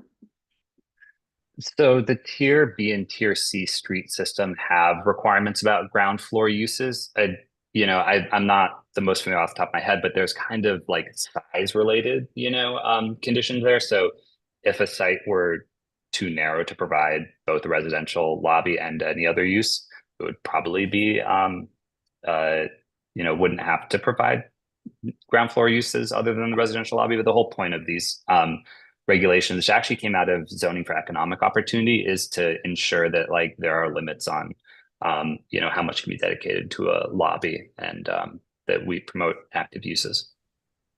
Thank you. Yes, I was just going to add that. We're going to do our committee first. I've had like a laundry list. Yeah, You want me let's go through to? Okay. So a couple of things have come up. The difference between the 467M affordable requirements and the MIH requirement. And I guess when you look at it, it seems to impose actually a higher requirement than the 25% that 467 provides. And that, in combination with the fact that the 467M abatement starts phasing down, the benefit period starts phasing down starting June 30th of 26, which is getting pretty close to when this MSMX approval process will be finishing up. it kind of implies that it's gonna be really hard to produce the levels of affordable housing that you're projecting in the model, because you're up against two problems at the same time. You're gonna shrink from a 35-year benefit to a 30-year benefit almost as soon as the program gets approved. And then if you have to comply with the higher NIH requirement, then you're beyond the level that the tax incentive is offsetting. And I was wondering whether, you've looked at these issues. I'm not sure, what, if any of these are within the control of this process. But again, the implication is that whatever the intention was of each of these things individually, when you combine them, it's a bit of a rainstorm against the provision of affordable housing in the district. That's a really great question. So the way that the state tax incentive works in combination with MIH is that the stricter regulation applies.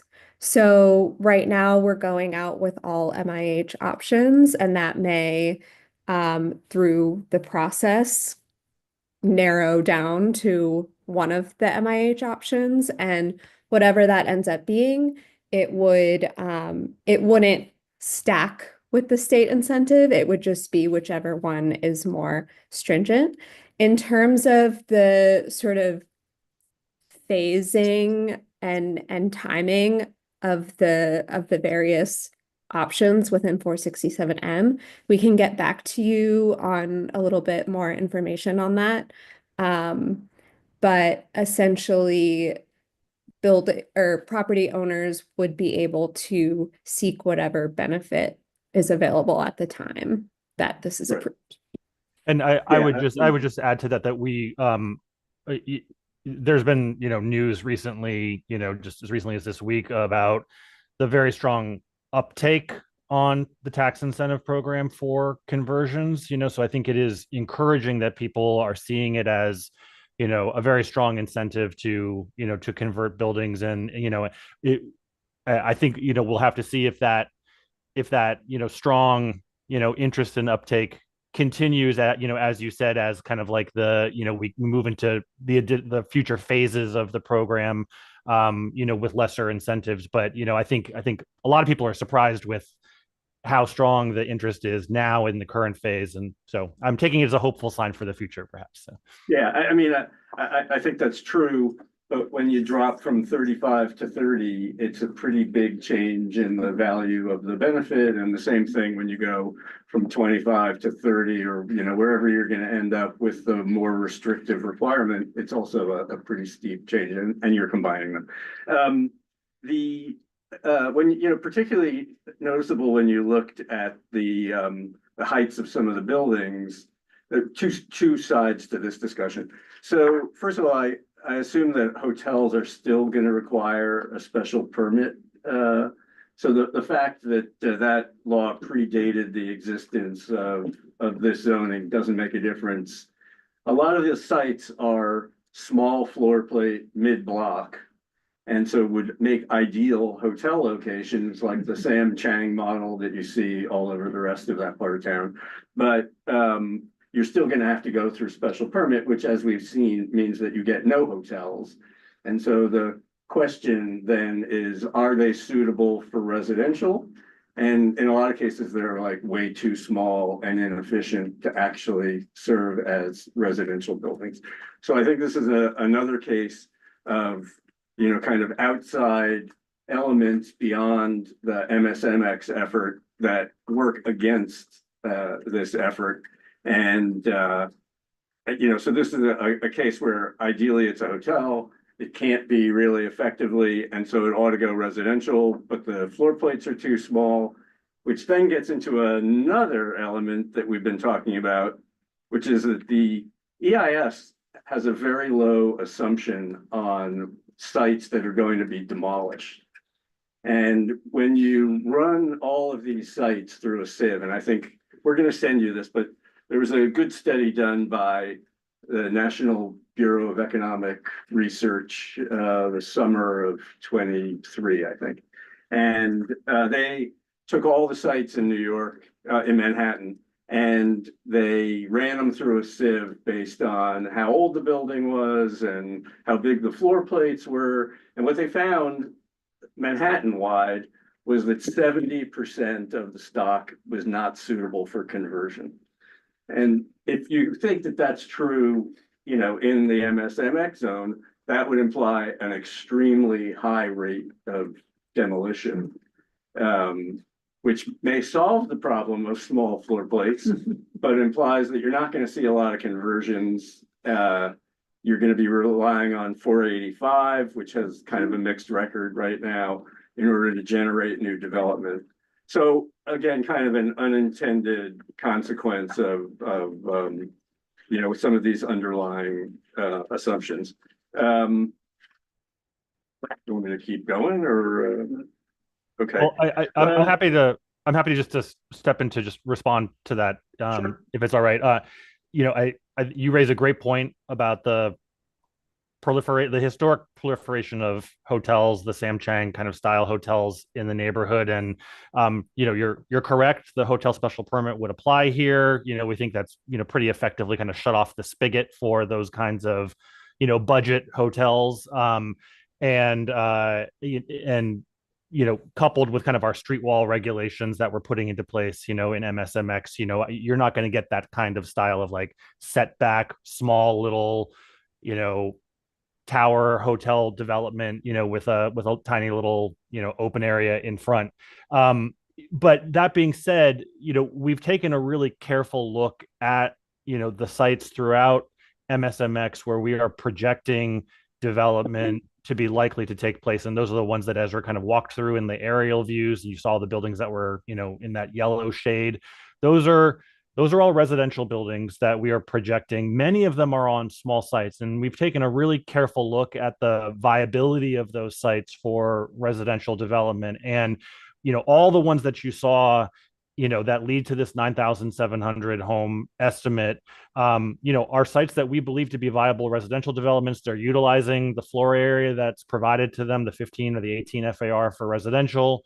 And you know, we think they're reasonable and can be accommodated on those sites. So we're confident that what we're showing is a reasonable assumption for development, and that these are viable residential floor plates. Now, some sites within MSMX, you know, may truly be so tiny that, you know, you'd be unlikely to see them redevelop, but those are sites that we would not project for redevelopment, and they weren't shown in the, you know, in any of the images that we shared with you tonight. You know, those are sites where maybe the existing building would remain, or when it comes to the balance between conversion and redevelopment, you know, demolition and redevelopment of a site, you know, it's a really complex decision-making process that individual property owners undertake. I mean, we certainly want to see some redevelopment taking place here. You know, the vast majority of the homes that we're projecting, the 9,700 homes, are coming through new construction. You know, the ones that you saw, the buildings that you saw highlighted in yellow on those images.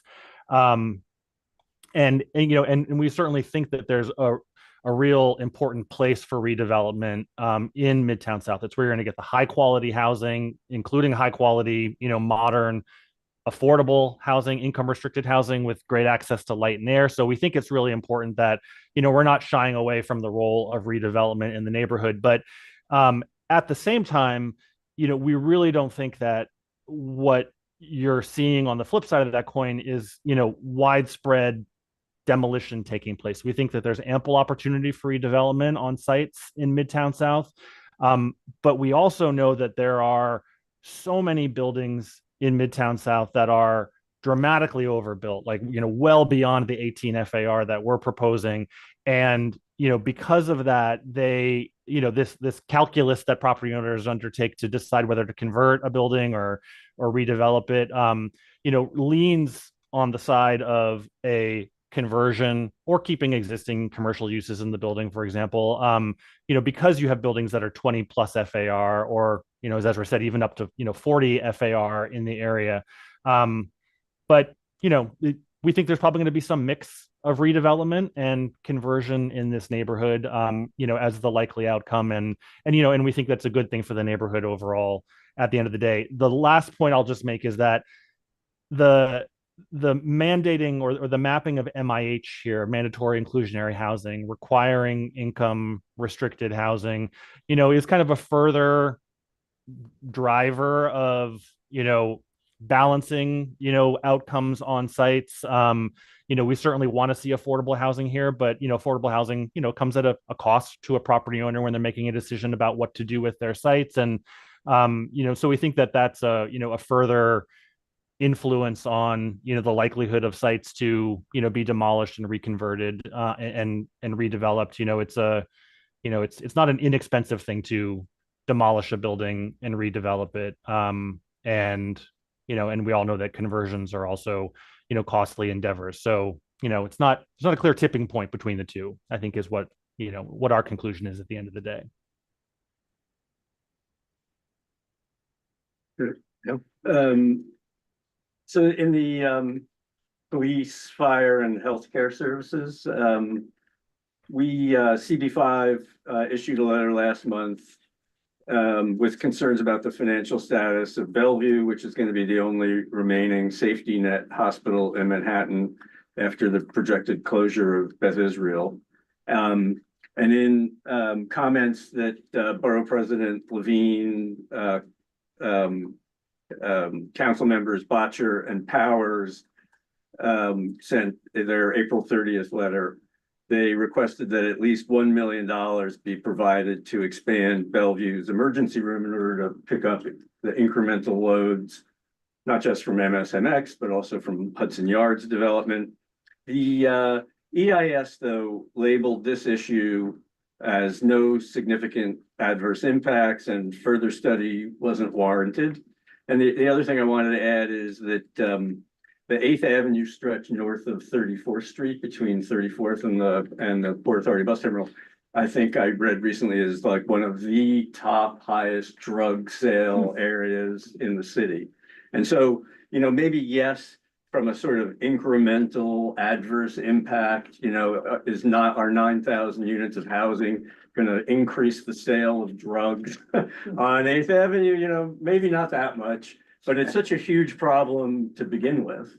And then, again, on the healthcare issue that was raised by the electeds, the loss of Beth Israel requires that, some replacement of that and this impact and other nearby impacts. And I was wondering, on an issue like that, where the rules of the EIS say that no further study is warranted, how do we find a solution to these obvious issues that, now have been raised by electeds and are just obvious, visible issues?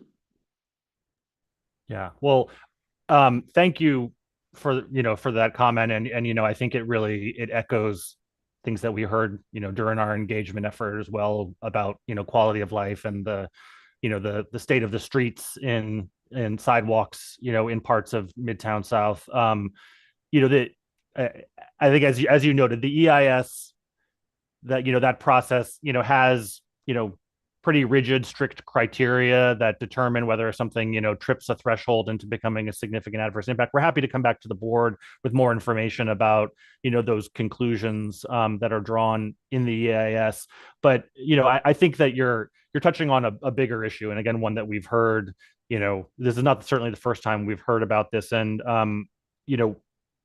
think there are a couple things to say about it. I mean, first, we're working together with our partner agencies to identify if there are strategies that can be implemented, things that could be done better in the area to address these conditions that are taking place on the sidewalks and streets of Midtown South.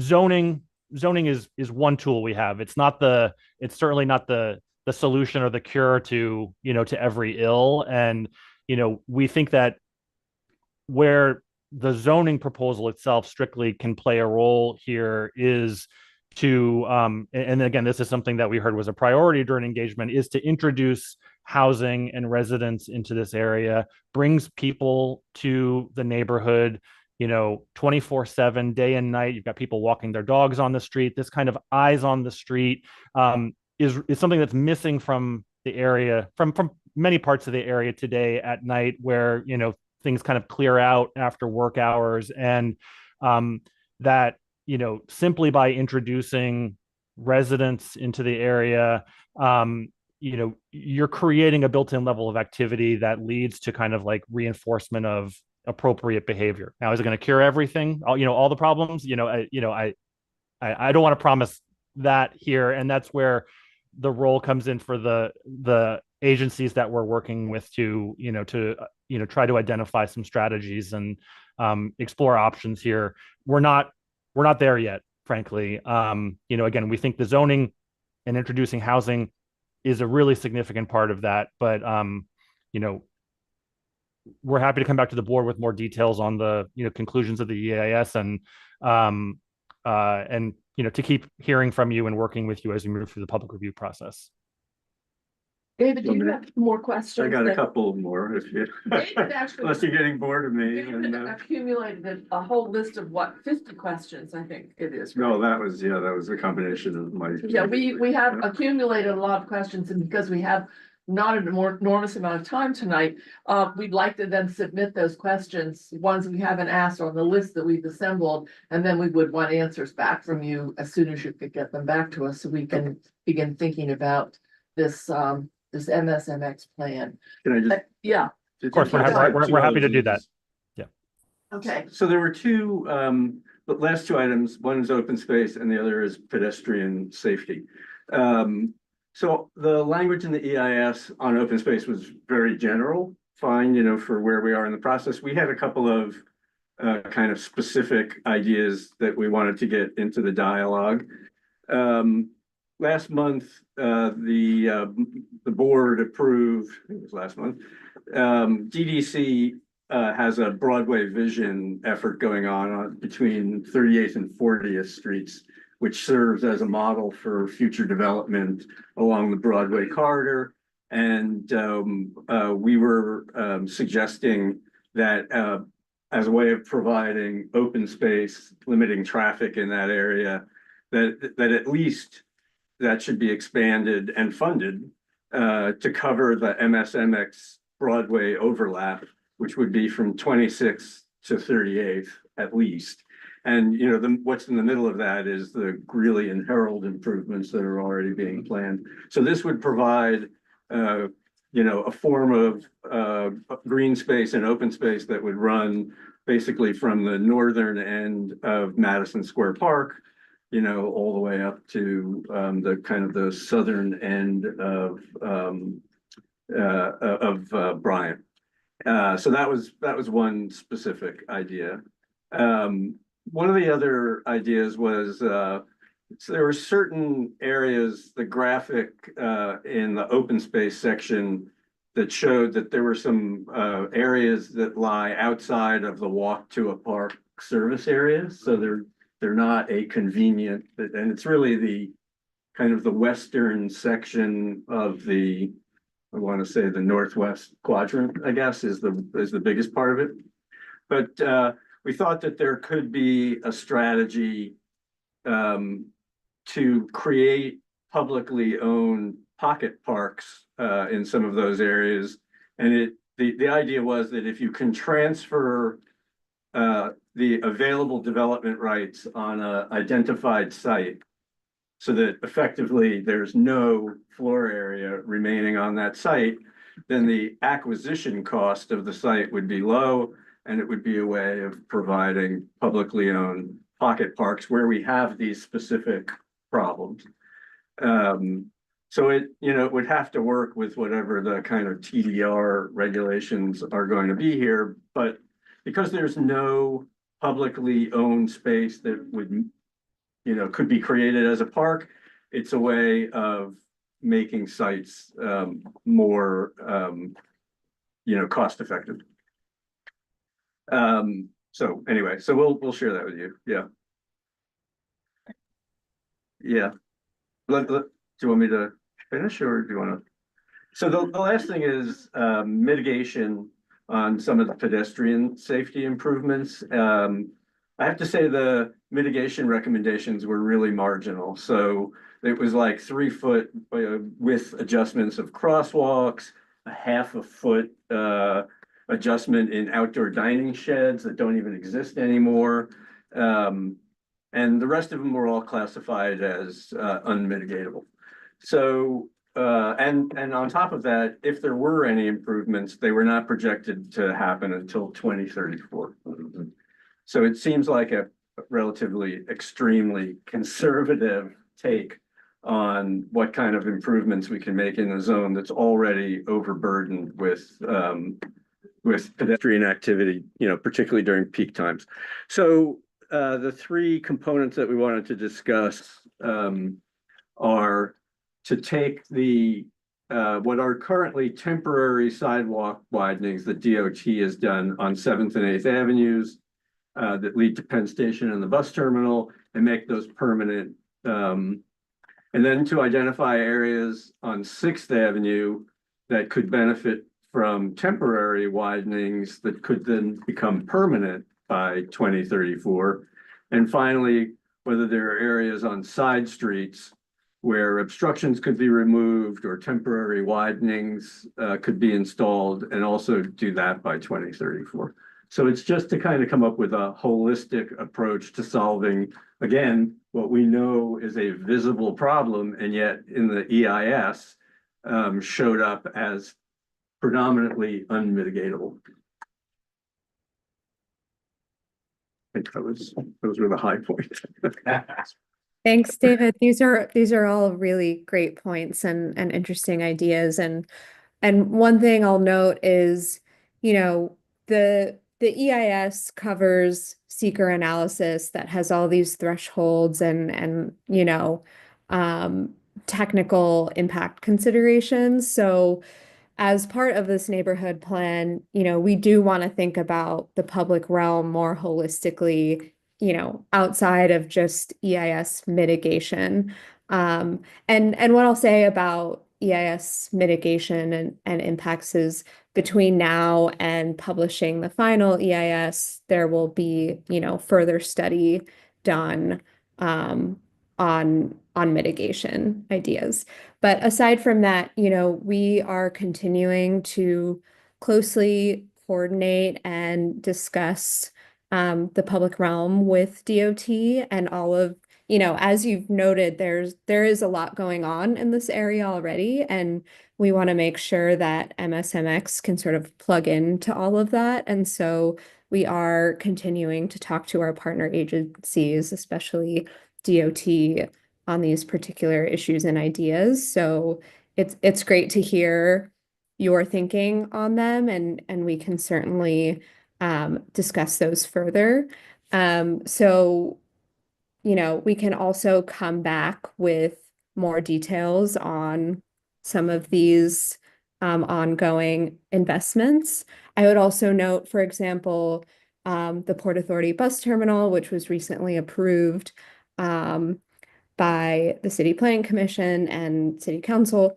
There are streetscape and public realm improvements tied to that approval as well that will eventually come online. So all of this to say, you know, we want to continue to pay attention to the streetscape and public realm here, especially as we think about adding more residents to the neighborhood. Julie. Yeah, thanks for, I just want to piggyback on this public realm discussion because in the presentation, it emphasized the renovation of Madison Square Park or something like that, but I read that there was going to be a significant adverse impact on active open space and an 8% decrease with the additional residents. So could you just expand on that and like, because public space is a big issue for Midtown, for our community districts. This is something we've been advocating for in our COPs. And I'm just wondering how DCP is going to address this.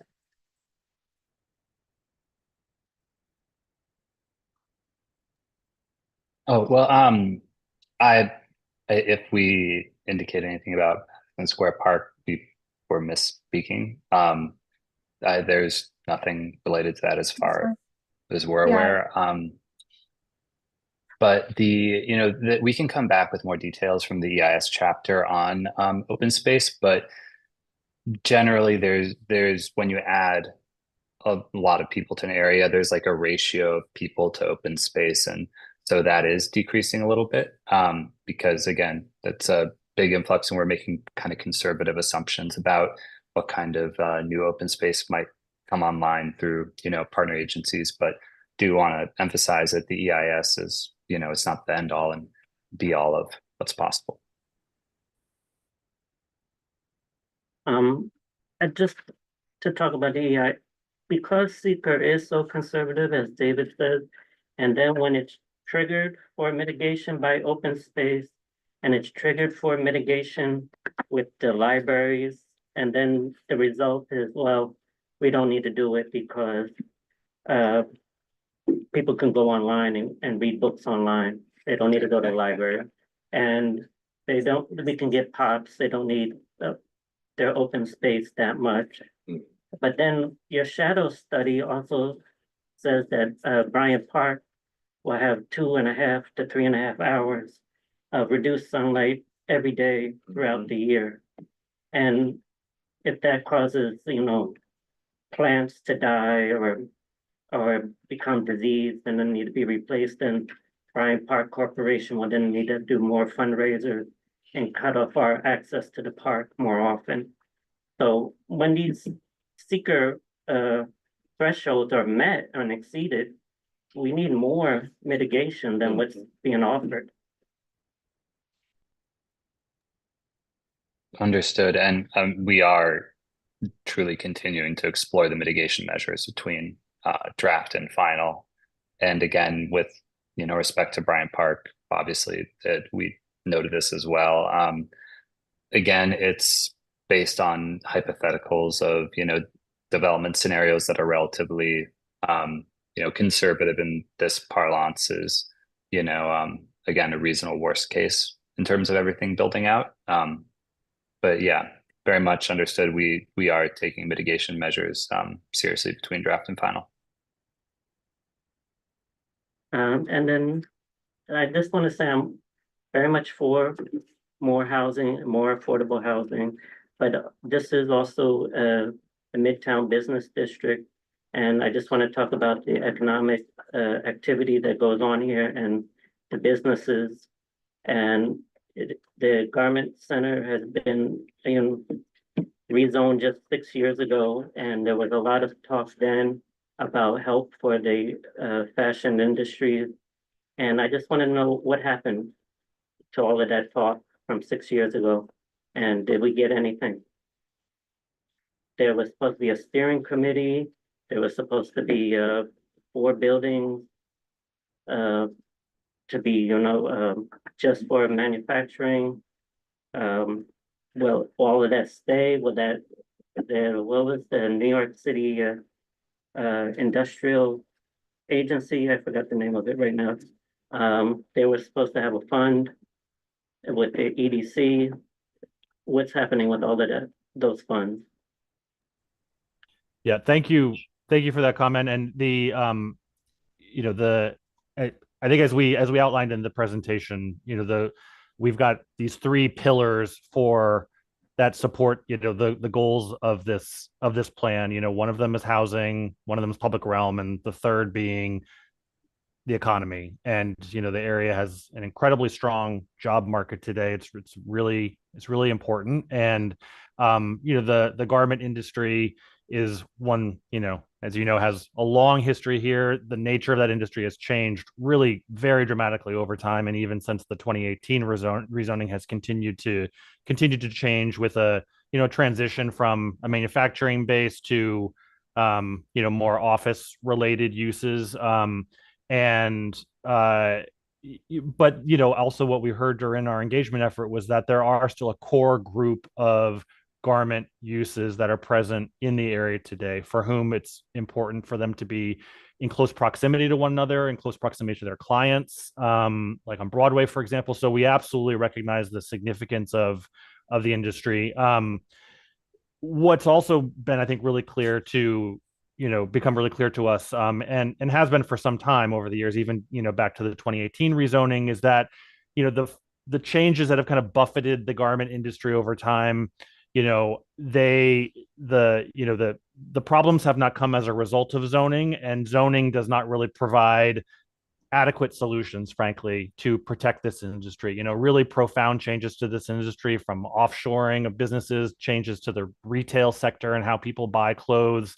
All those things have, led to the changes that we see in the industry. And zoning, I think, as what we talked about earlier, with kind of like, the social and safety issues in the area, zoning can do some things, but, it can't provide the totality of the solution. We think that a really important thing that this plan is doing is, at a minimum, continuing to allow the mix of uses that have always existed here to continue to locate here, to grow here. And that includes light manufacturing, that includes wholesale and offices. They'll still continue to be allowed under this, mixed use zoning that pairs manufacturing with residential districts. Now, when it comes to the commitments that came out of the 2018 rezoning, the commitments that, EDC, the Economic Development Corporation, was overseeing, they fulfilled many of those commitments coming out of 2018. The ones for which EDC or the city was in kind of like sole control over, disbursement of funds, for example, those commitments were fulfilled. There were other commitments that were made as part of the 2018 rezoning that required uptake from property owners. For example, like there was a commitment to $20 million commitment to, identify a building, privately owned building, that could house garment uses. EDC did not receive viable proposals from that particular program, for example. So there were more challenges when it came to, specific moves that, required external parties to kind of provide, either indicate interest or put forward viable proposals. So, there's still more to do, obviously, to support the industry. It's one of the reasons why in our presentation, and the way we talk about MSMX, we talk about the really important role of tools outside of zoning to help support this industry, which I think we all recognize is really critically important for this area, for our city. And, EDC is, in addition to what they did for the 2018 rezoning, they have, a really robust program both within the garment district, within Manhattan, and then also citywide, that focuses on the fashion industry, on supporting the fashion industry. And we're continuing to work with them to identify strategies for MSMX in particular, and to be able to identify needs for support and strategies to address it. As with the prior comment on social services, we're not there yet. We're still very much at the early stages of the public review process. We're very much in listening mode to hear what the priorities are, and really interested to receive your comments tonight. We'll take those back to EDC as we keep talking about strategies, and be happy to be reporting back to the board as this progresses. Well, could you just let EDC know to update their website, because the last things that they have on their website about fashion industries is from 2022 and 2023, and it's now 2025. So if we could have some up-to-date information, it'll be good. Sure. And so that's the garment district, the garment industry, and then there's also the flower district, and how the hotels have been pushing them out of their area. What will be done to help protect that industry and to keep that being viable? Because the whole point of this mixed use zoning is to have people working and living together, so that easy commute, they're gonna families, people can be eyes on the street all the time, to make it a safer neighborhood for both the business and the residents. So I just want to make sure that these legacy businesses that you said you highlighted will be protected. Yeah, thank you. And yeah, the flower district is another, really defining feature of, of Midtown South and, in particular that southern area in Midtown South. And, I think as we said with the garment industry, zoning is probably not the best tool to address the specific needs of, a really specific industry like, the floral industry. Zoning does not get so granular as to kind of like define that specific use in a way that we can, really easily target, nor do we think zoning is really the best solution to kind of protecting, that kind of industry. But again, as with the garment uses, working outside of zoning to find the right strategies to, identify where there are needs for support, how best to kind of address that industry. It's one that we've been hearing a lot about. We've been paying attention to it. We were really happy to, have in the course of our engagement effort, have been out there taking a tour of, floral related businesses in that area and to learn more about the industry. And, we'll keep doing that during the public review process. Okay. Okay. Yeah, Julie. So I know my colleague mentioned that if we could go above the 18 FAR, but I appreciate your answer on that because in the southwest quadrant, some of those existing buildings have a five FAR in that neighborhood, and it's, as you mentioned, there's that overlay, the Lady Smile overlay with a lot of transfer of development rights. I think with City of Yes, that transfer goes a little bit further than usual. And then with CB5, we've also witnessed a lot of zoning lot mergers where we get a lot of big development rights combining FAR. So I think it's a concern where you have in particular, that southwest quadrant where it's landmarked, it's smaller FAR, but it has that 18 FAR. And with these mechanisms, we can see really tall buildings in that neighborhood. And you show the existing one in one of your 3D views, that's without the rezoning. So with the rezoning, how many of those are we going to see in that neighborhood? We want more housing, we want the big FAR, but there should be a balance where the neighborhood isn't, have these eyesore. I guess, how are you, have you made some assumptions for zoning lot mergers, site assemblages, worst case scenarios? Mm-hmm.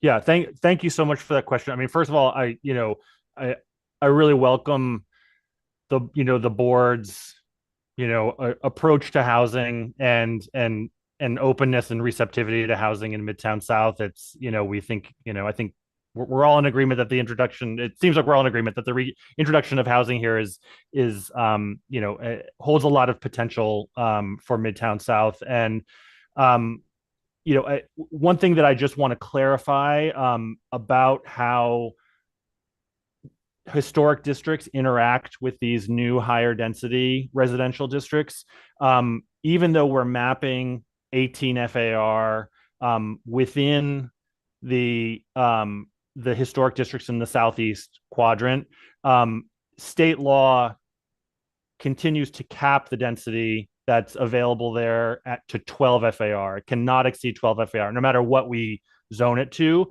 We still think it's important to kind of like have kind of, coherent zoning districts on a map, which is why we're not, carving out the historic districts, but state law overrides and governs here and limits those developments to 12 FAR. So 18 does not apply within the historic districts.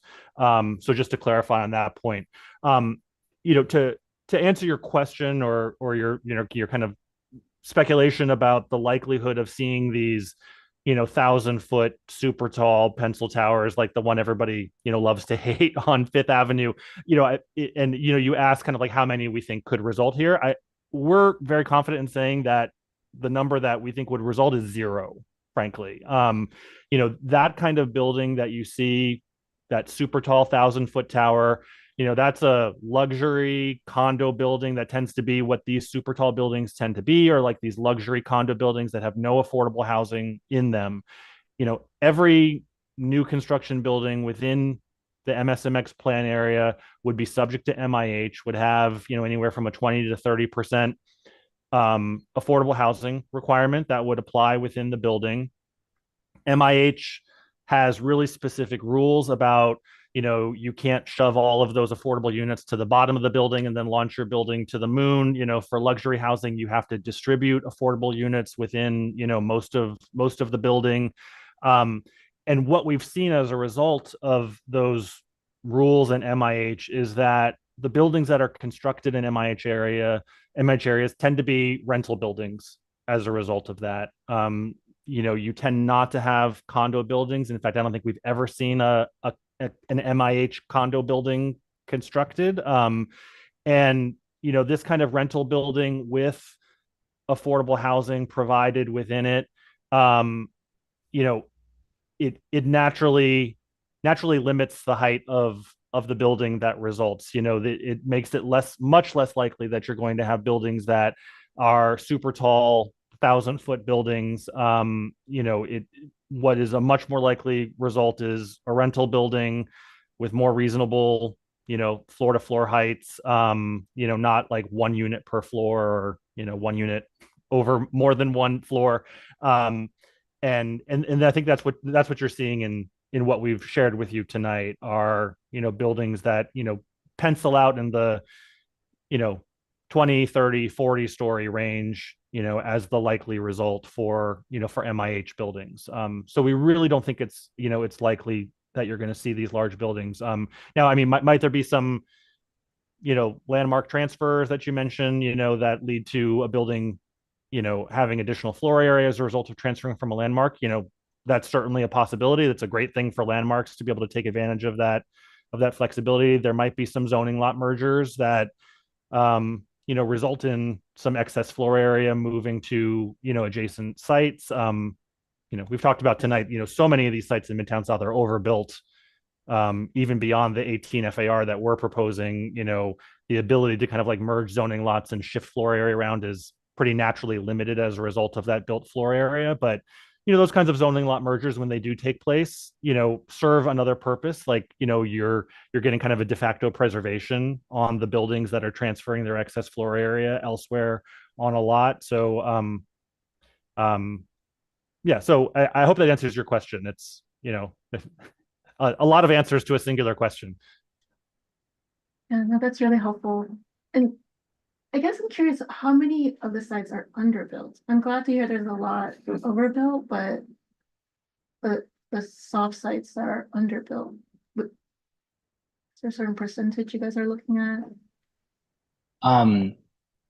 So all of our the projected development in the EIS is on soft sites. In terms of like what proportion of all buildings are overbuilt versus underbuilt, we could come back to you with that statistic, but generally the average is overbuilt for what the zoning permits today. And again, it's more pronounced in the northern 2 quadrants, but for our developments, part of the reason why we have this conservative assumption is there are some buildings that are, still relatively like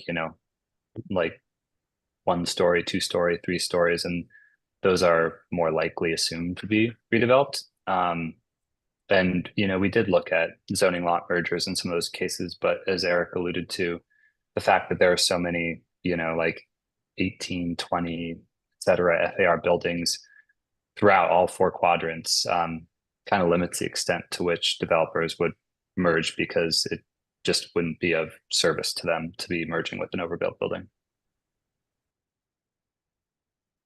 I guess one of my last questions. So we found that there's about 1,300 units of rent stabilized. I guess 28 buildings, 1,300 units in this area. I don't know, I didn't see it in your analysis. I'm wondering if you factored that in, are those in overbuilt buildings? I know they make the conversions hard, and then we're gonna be asking for tenant protections.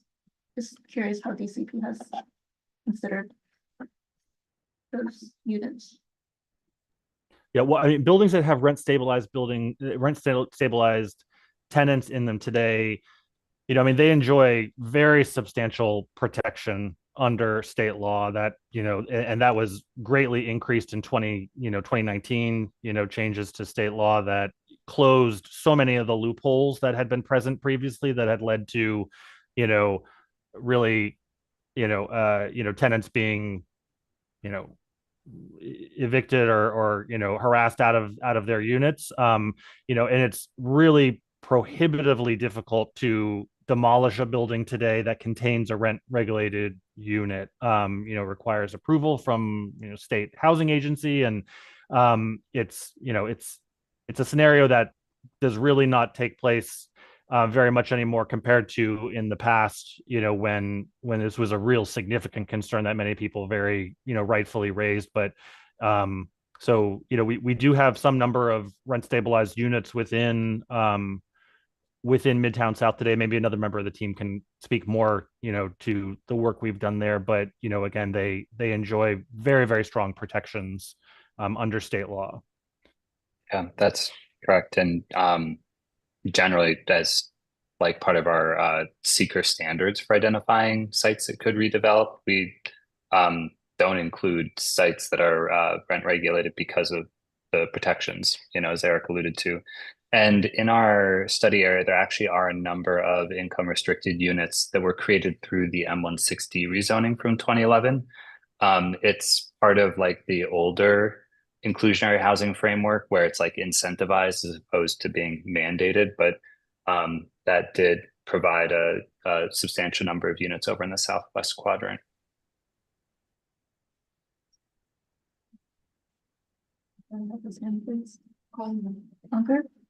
Thank you.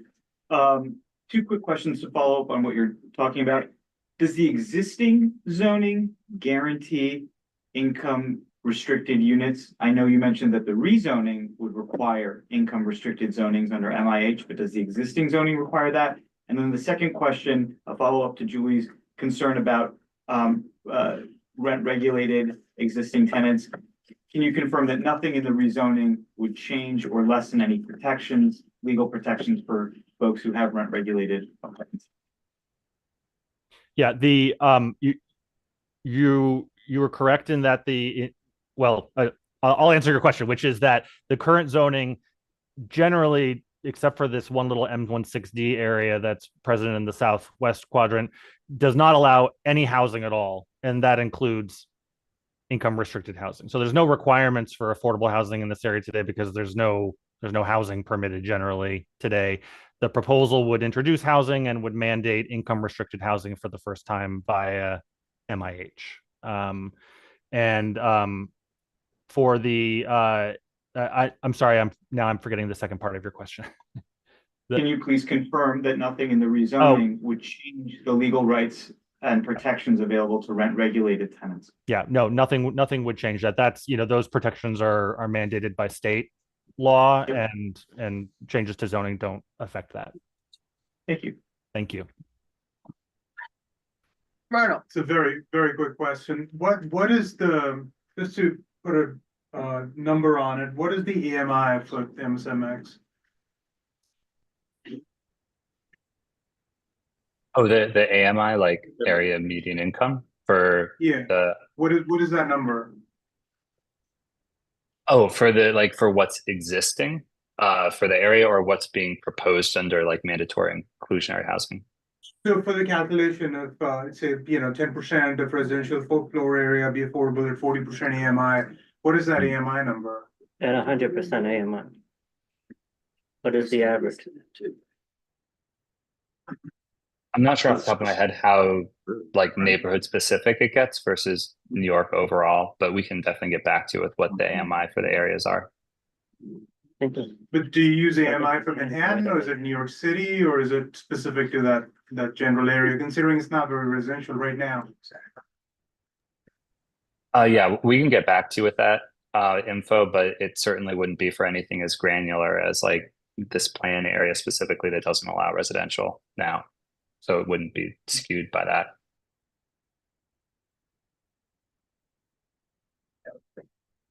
the structure of MIH is generally intended to provide a consistent framework across the city, which is why it doesn't really get granular on a neighborhood by neighborhood basis. But as Ezra said, well, we'll come back to you with those AMI numbers. So it sounds like in previous rezonings, you were able to provide community boards with a reasonable worst case development scenario that you studied in the DEIS. Is this something you could share with us in digital format? Yeah, it should be available on the website, but I know there's like a lot of documents there and it can get kind of hard to pick them out. So we'll absolutely forward that along to you. I guess I may have asked this in your other meeting, but sustainability is just something that, you're creating 10,000 new units. These buildings are going to be designed to last 100 to 200 years. And I haven't heard that much about sustainability. I know zoning resolution is, you can only do so much, but David's stat about how 70% of the buildings in New York could be demolished, in France, you're not allowed to demolish buildings anymore. It's like that extreme. Here, I know New York operates a different way, but it's something we really are trying to advocate for with DCP. You guys did a great job with the City of Yes. Just to keep that in mind with this new neighborhood that's being built and the potential for all these buildings to be demolished. Thank you. And, again, we are feeling confident that there's going to be a really healthy mix in Midtown South between buildings that, are really attractive candidates to be converted to new use or to be, continue to be used for existing commercial uses, or manufacturing uses, and, buildings that would be redeveloped. I mean, obviously it's, perhaps, the more sustainable route is to, preserve an existing building, repurpose it. And, we think that there's a real strong role for that here. And I think, what we're seeing across the city now is, a really significant change to, there being interest in converting buildings, substantial buildings actually being converted in real life, down where most of us here tonight are right now are down in the financial district. We're seeing really substantial buildings being repurposed for residential use, from older office use. And, and I think that's, absolutely a great thing and the most sustainable option. And so we're certainly, hopeful we're going to see, a lot more of that in Midtown South. And, a real significant piece of that is to allow these older buildings a new life by introducing residential use so that, they're not, the equation is not just, do I keep my, older building for commercial use, that may no longer be as viable, but now suddenly you have a really attractive new use that is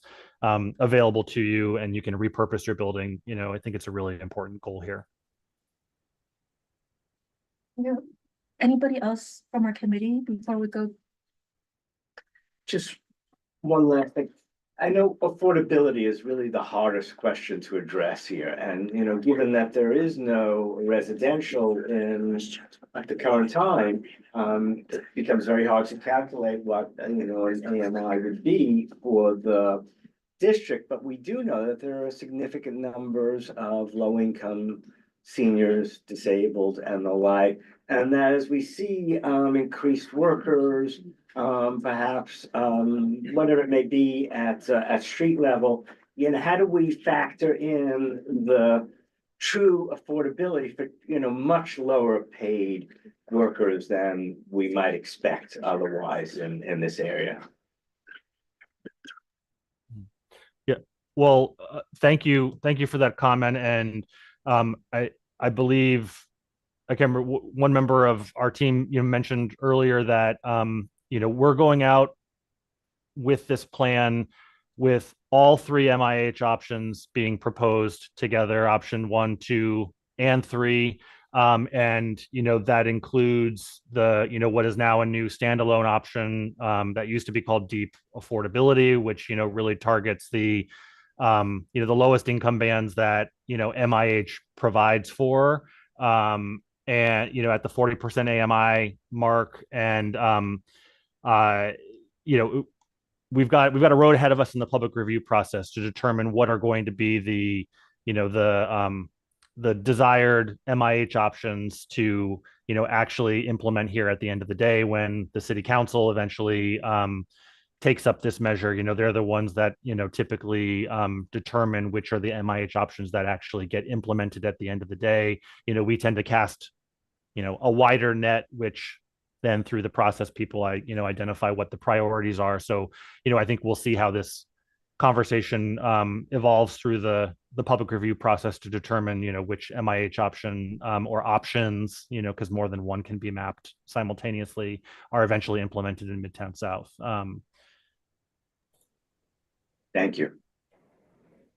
And just to sort of clarify an earlier question, I think, AMI levels are set on the region-wide basis as, as set by HUD. So 100% of AMI in Midtown is the same as 100% AMI in East New York, and the rent levels are set accordingly. Okay. I may have misheard, but it sounded like the 10,000 square feet retail space was gonna be as of right, but other rezonings have asked for a special permit for retail spaces over 10,000 square feet so that we can protect our small businesses and have more community input. Could you clarify how you guys are approaching retail or just rezoning?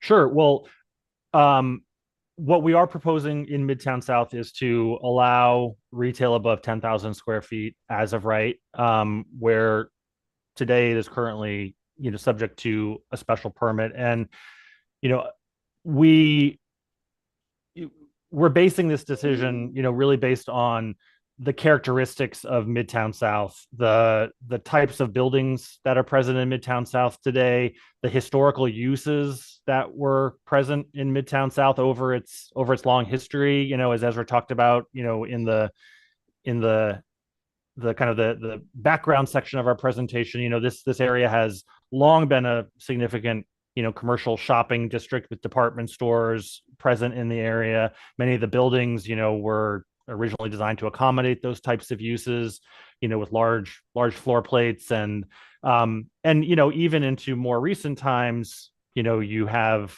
areas within and around Midtown South that have been really significant destination shopping hubs. This is, of course, retail has changed so dramatically, over recent years, and department stores have come, department stores have gone. But we do think that fundamentally it makes sense for there not to be an additional barrier put up in an industry which is already frankly struggling, the retail industry. And if an area has hosted these types of uses in the past, has the buildings that can accommodate these types of uses easily, we really believe that it's important to provide the flexibility for these kinds of large retail uses to locate in the area. But do hear your point about striking the right balance between small businesses that are present today. But again, we are proposing to remove that special permit that exists for retail over 10,000 square feet. Yeah. Neil, would you like to speak? Sure. Thank you so much for your presentation. I just have 3 questions, hopefully pretty quick, just for my own understanding. One is, do the 20% up to 20% FAR bonuses stack at all? Can you get 20% for a POPs, 20% for transit improvement, or it's just 20% for all? Yeah. Andy, do you want to take that one? Yeah, so Thank you. you can use them in tandem. You can use a transit bonus, you can use a POPs bonus, but the maximum amount you can get over the base FAR is 20%.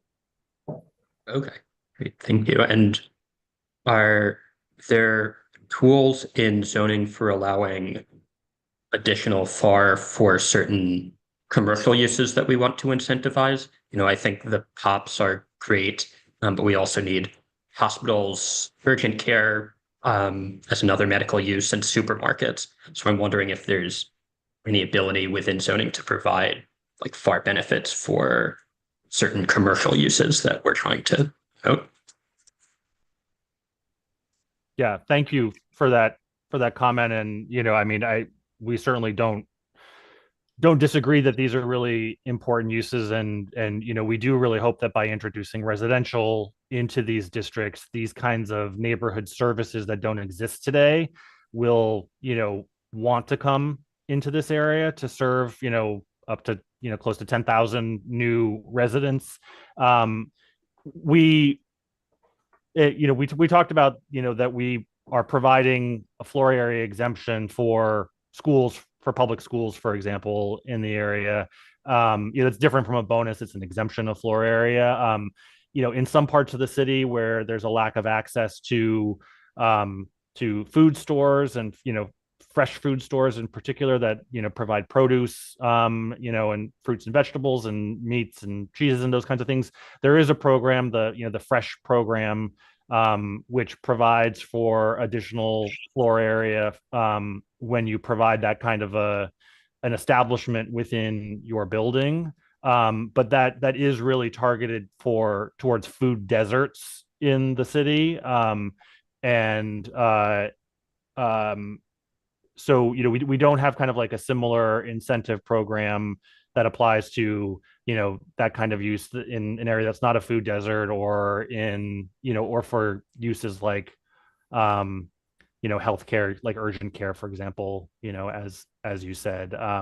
So we do think, again, though, that the introduction of residential just by its nature brings these types of uses into a community where they might not otherwise have been located, because you simply didn't have people who would patronize these establishments or had need for these establishments previously.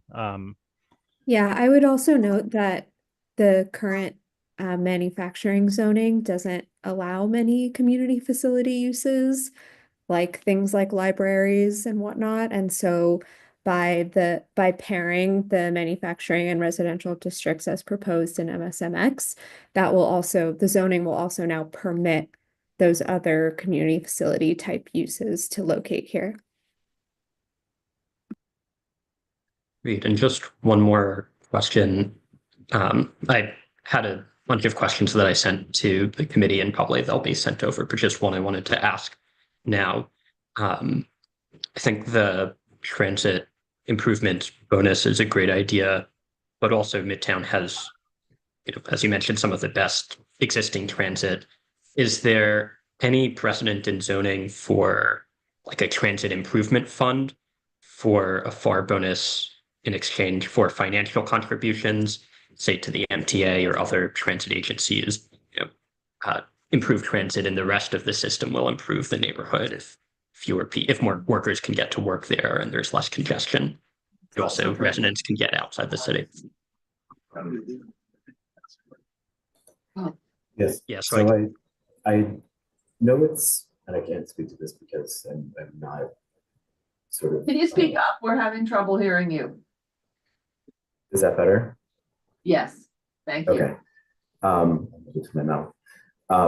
So I know that something like that fund idea has been possibly explored in the past, but even with sort of incentives, even if something's not mandated, legally there really has to be sort of a really strong nexus between the benefit that's being received by the developer and the public contribution.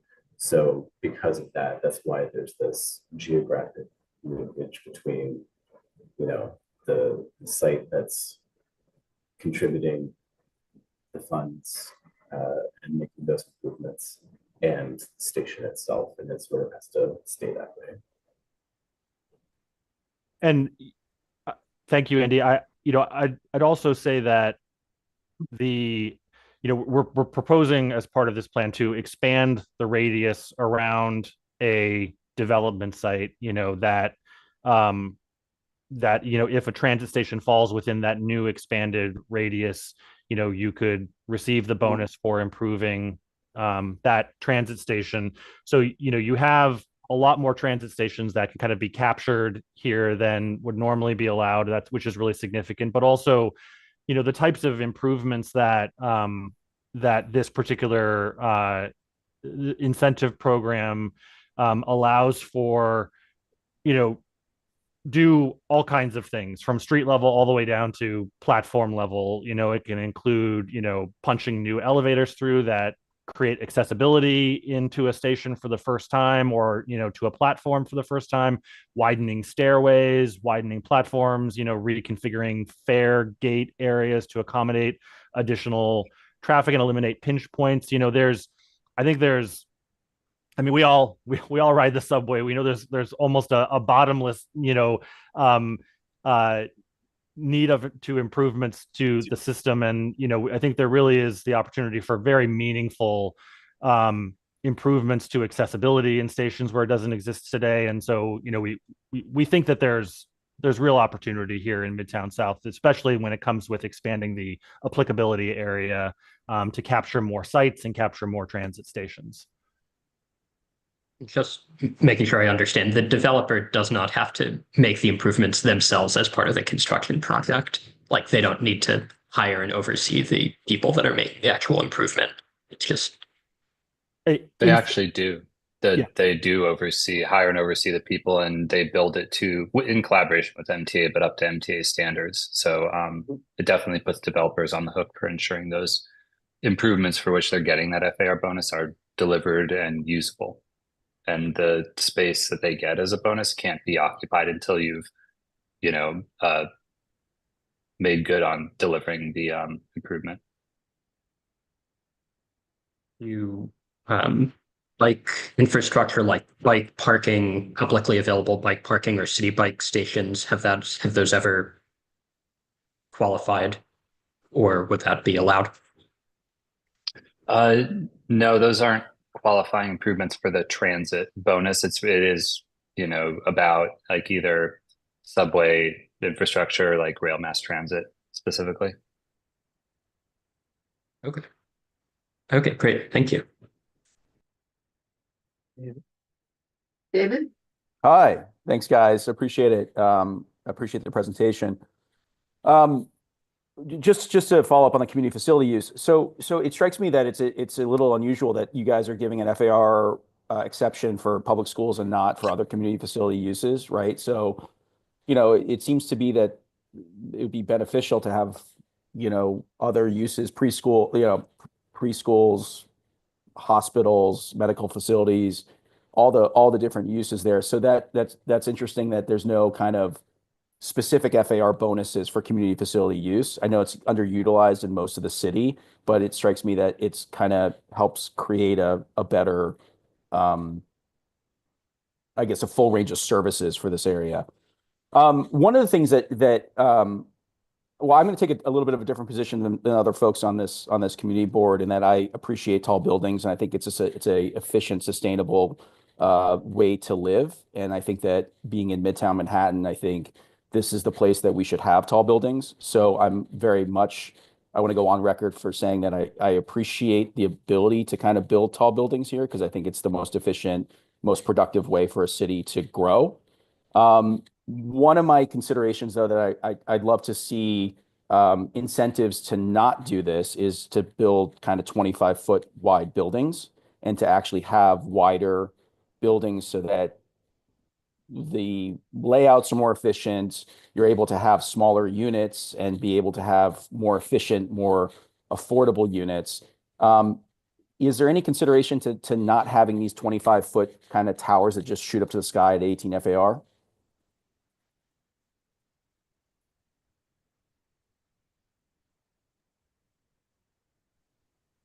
Someone on the team want to?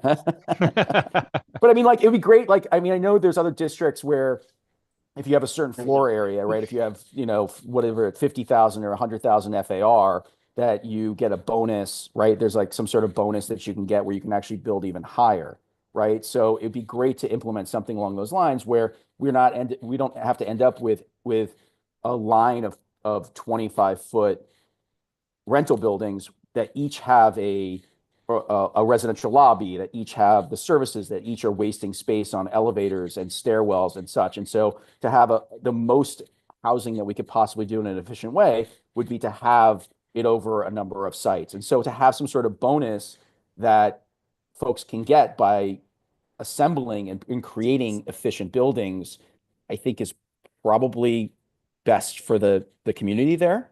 So I don't know if that's been a consideration or a thought process.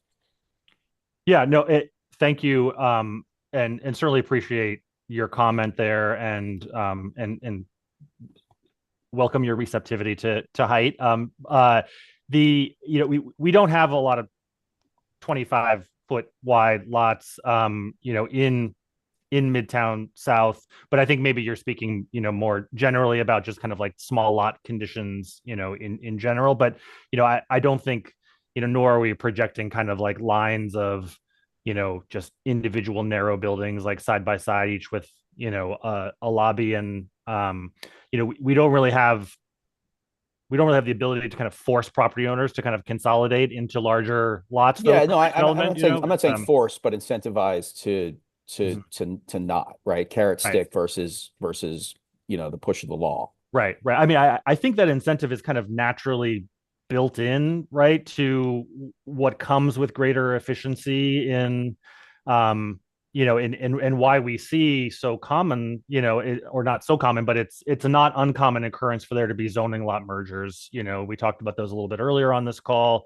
because you have the, what comes with that is the ability to, create more efficient building forms or, so, I think that's kind of naturally built into kind of like the market aspect of this and wanting to kind of get more bang for your buck when you're redeveloping a site, versus, just redeveloping a single tiny lot by itself. Okay. Yeah. And then, one of the things that you said earlier that is a little bit concerning is that you don't expect many condos as opposed to rental buildings. And, I think at least it strikes me that an ideal scenario is where you have a mix of both, right? You have a mix of folks who are owners of real estate, and there creates less of a transitory environment as opposed to folks who own there and are vested into that region. And so, MIH, is a little bit, I get a little bit questions because just making sure that the economics work for folks so that stuff gets built. In San Francisco, they implemented a very aggressive MIH program, which caused zero development. And I don't think that that's going to be the case here, but making sure that the economics, basically, along the lines of what David Sigmund mentioned, just making sure that MIH and the incentives and the way that it works allows for actual development. But it does concern me that there is going to be a lack of condos and owners in this area. And then the other issue I have is, again, the hotel, the similar comment that was made earlier. We're going to have a whole region of New York City that will have zero hotels or no new hotels, right? Because of the special permitting and process, there's been one hotel that's been approved that has come through our board. And it's since December 2021, there's been one hotel that has been approved. And I think we're going to have a massive supply problem. So what you're going to get is a lot of illegal short-term rentals. You're going to get a lot of issues and challenges there. So to have that special permit in place for this area, I think for New York City is not a good thing for the city. David, do you have a question there? Can you turn that into a question?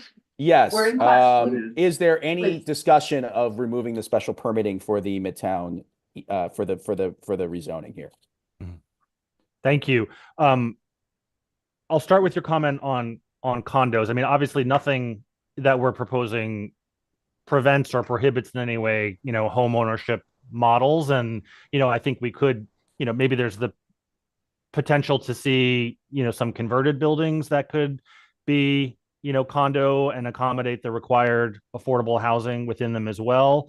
New construction, as I said, we found, tends to lean rental where MIH is being mandated. But I absolutely agree that, a mix of, rental and home ownership is a healthy mix to have in an area, certainly agree with you there. When it comes to, hotels in the area, I mean, we're not proposing to lift the hotel special permit, that, exists citywide. And, again, it's a mechanism that, was implemented across, the entire city. So, we're not proposing to kind of customize it here, or modify it in any way. And, I think as we've said, it certainly has shut off the spigot of budget, hotels. All hotels. Yeah, I mean, I think it has had a dramatic effect on all hotels. Yeah, and it's not just budget; it's all hotels. Yeah, the ones that are probably more likely, though, I think is what I was getting at. The ones that are more likely to maybe pursue the special permit, are probably going to be larger hotels, or that can have the kinds of unionized labor and things that elected officials are looking for in a hotel project. But I hear you.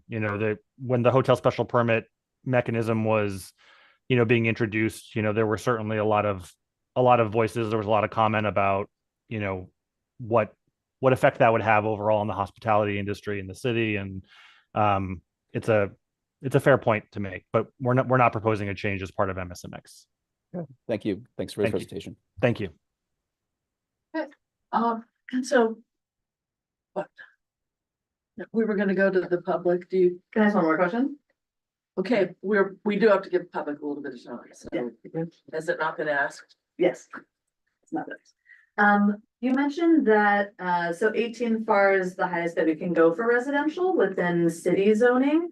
And so the M18A R11 district has a 15 FAR cap for residential. And I think that you mentioned, I'm clarifying, but I think that you mentioned the reason for that is just to be more contextual as you go further south as we get to Chelsea. I guess I'm curious how you thought about the trade-off on multiple things here, thinking about not having as many units of housing, not having as many units of affordable housing by decreasing the FAR there. And then also because you're getting toward 23rd in that district, just the transit bonus being able to be, that's like a pretty critical transit route. So thinking, what are the trade-offs that go into capping that southwest one at 15 FAR for residential?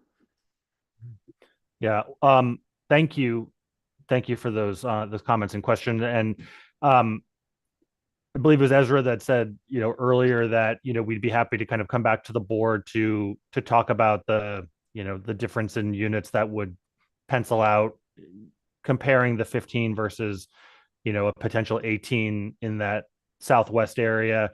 It's not again, it's going to be a back of the envelope calculation, because as you decrease floor area, some sites might be less likely to redevelop. As you increase it, additional sites might be likely to develop. So, and that comes with like a pretty detailed site-by-site analysis, but we could kind of, maybe extrapolate it from the sites that we're currently projecting to look at that unit count difference. And, and we're certainly happy to do that.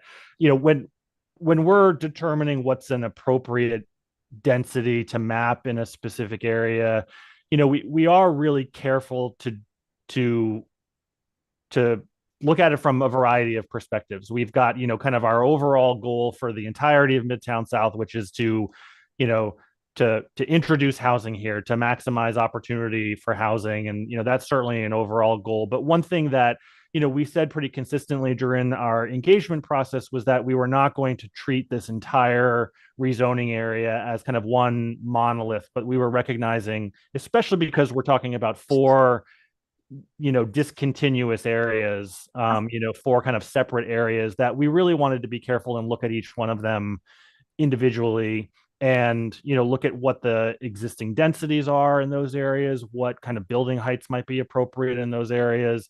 And that's what led us to treating the Southwest a little bit differently. And in addition to kind of having a lower density in the Southwest closer to Chelsea, we are proposing the higher density in the Southwest, the 18 FAR, as you move toward the northern part of that district and you approach Penn Station, and the character changes significantly. So it's really in recognition of that and taking a more nuanced approach to the Southwest district. But again, we absolutely welcome the desire for housing in this area, and we're happy to come back to the board with that information. Thanks. Thanks. And your point about 23rd Street and its significance as a transit corridor, we are proposing this increased radius within which transit improvements would qualify now. It's a tripling of the radius from what would normally be permitted in this area. So it's a really significant increase in kind of the catchment area where transit stations would be able to be improved as a result of development in Midtown South, and in 23rd Street, I think would certainly fall within that area. Yeah, thank you very much for those questions. Thanks. Okay, our questions are all done. Michael, one more question, Michael.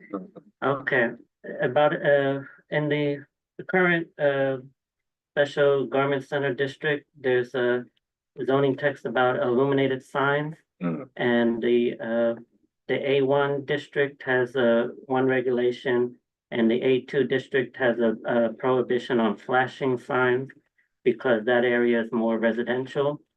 Is that going to apply to all of the new residential areas? Because I don't see it in the proposal so far. Yeah, so the prohibition on flashing signs will apply to all the mid blocks in the special district. Okay, thank you. Mid blocks. Mid blocks. Only mid blocks. I Is that believe, what you just said? I believe so. I can confirm with you though. Okay, so on the avenues, it would still be flashing signs. Let me review the text really quick and I can confirm. Okay. Okay. What? Okay, we're ready to go to the public. So please raise your hand if you'd like to speak. And Julie, you'll call on. I think Grace had her hand up for a long time. Grace. Yes, can you hear me? Yes. Sorry, not sure how to turn my video on. I just want to say I have been coming to the garment district for 15 years. I worked in fashion for a decade. I frequent this area a lot. I agree that no zoning is going to fix the fashion industry as it is. This neighborhood has always been dead on the weekends, and I think it has so much potential. It's such a great part of town. I want to see more housing here. I want to see taller buildings. I want to see housing for families. We don't have enough 2, 3, 4-bedroom apartments in the city. It makes it really hard for families to stay here. I also know that affordable housing requires a very large subsidy from the city. So while it is good to have affordable housing at lower AMIs, I do support having more market rate and high AMIs in this area so that we can save city subsidies for other parts of the city that can't command such high rents. Thank you very much. Thanks, Grace. Jim?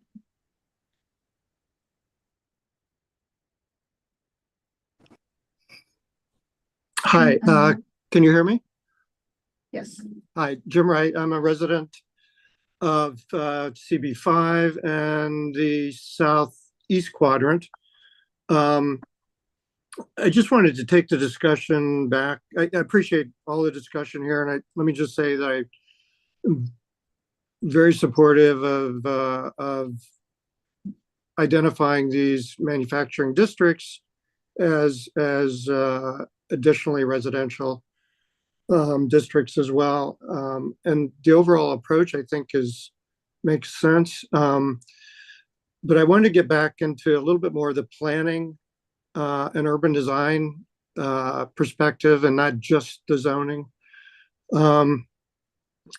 As I mentioned, I live in the southeast quadrant, and I can tell you that from the street level, that the southeast quadrant is more like the southwest quadrant in terms of scale, the character, and the uses than it is the two northern quadrants. And so I would suggest that that's probably better suited for the 8A R11 zone change. I think part of what we're trying to do here is to balance. In fact, it's one of the pillars of this plan is to enhance neighborhood character and balancing that with the desire for more development. So I would urge city planning and also CB5 to really think about the scale from the street level. I do have a question about a couple of questions. One, if I understood correctly, there's a cap of 20% bonus max on any site. So in other words, that's the limit to how much stacking can occur. Did I hear that correctly? Yes, that's right. Yes. Uh-huh. Okay. So looking at one of the sites that was mentioned here, it's outside of this zone district, but the building at 262 Fifth Avenue at 28th Street. I think just again, from a scale point of view, nobody really wants to see these kind of tower buildings popping up where you merge zoning lots, accumulate floor area from a number of sites and end up with a tall building totally out of scale with anything in the neighborhood, even the highest density buildings that are currently existing there. So I would really encourage the city to look at how to control that kind of what I would call zoning manipulation, to the point of maybe even considering height limits as a maximum control over how much floor area can be stacked on one site. Also, I would just suggest looking a little bit more at some of the urban design controls. And I'm thinking here on Broadway, the Ritz-Carlton Hotel has a loading dock directly onto Broadway on the west side of the street. With Broadway being transitioned, rightfully in my mind, to a more pedestrian, greener street, and in some blocks, even without vehicle traffic. I think it's really important to look at how loading areas fit within the streetscape. So, from my point of view, loading docks along Broadway should just not be allowed. It's inconsistent with the character that the city wants to develop that as a pedestrian-oriented open space. So those are basically my comments here. I look forward to looking more closely at the DEIS. I'm also looking at these aerial views and kind of comparing the scale of the new developments with the existing buildings. I would just say, again, from an urban design point of view, typically the higher density is situated along the wider streets, avenues, where you have more space between the buildings, so more light and air. And lower buildings are reserved for the mid blocks. And I'm just wondering if that's something that was considered also in your zoning in terms of more of a fine-grained distinction between wide streets and narrow streets and where the density is allowed. Thank you. By the way, Jim Wright is an architect. Thank you. And for the board, I mean, I defer to you. Would you like us to respond to the questions that were raised? And Yes. yeah, okay. Thank you.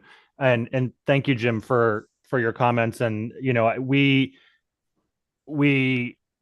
take urban design very seriously here, and we've looked really, I think really thoughtfully, really carefully at balancing in Midtown South, the goal to provide more housing, to finally be able to utilize these tools that Albany has given us by lifting the 12 FAR cap, by creating these new zoning districts in City of Yes to maximize our housing, balancing that with wanting to recognize the really special character of Midtown South. And and the way that we've done that, I think it's really important to emphasize that, in Midtown South today, and in a number of the areas that surround Midtown South today, you don't really have very strong urban design controls in place. You've got, older zoning, you've got zoning that allows buildings to set back from the street and rise sheer, and the kinds of things that interrupt,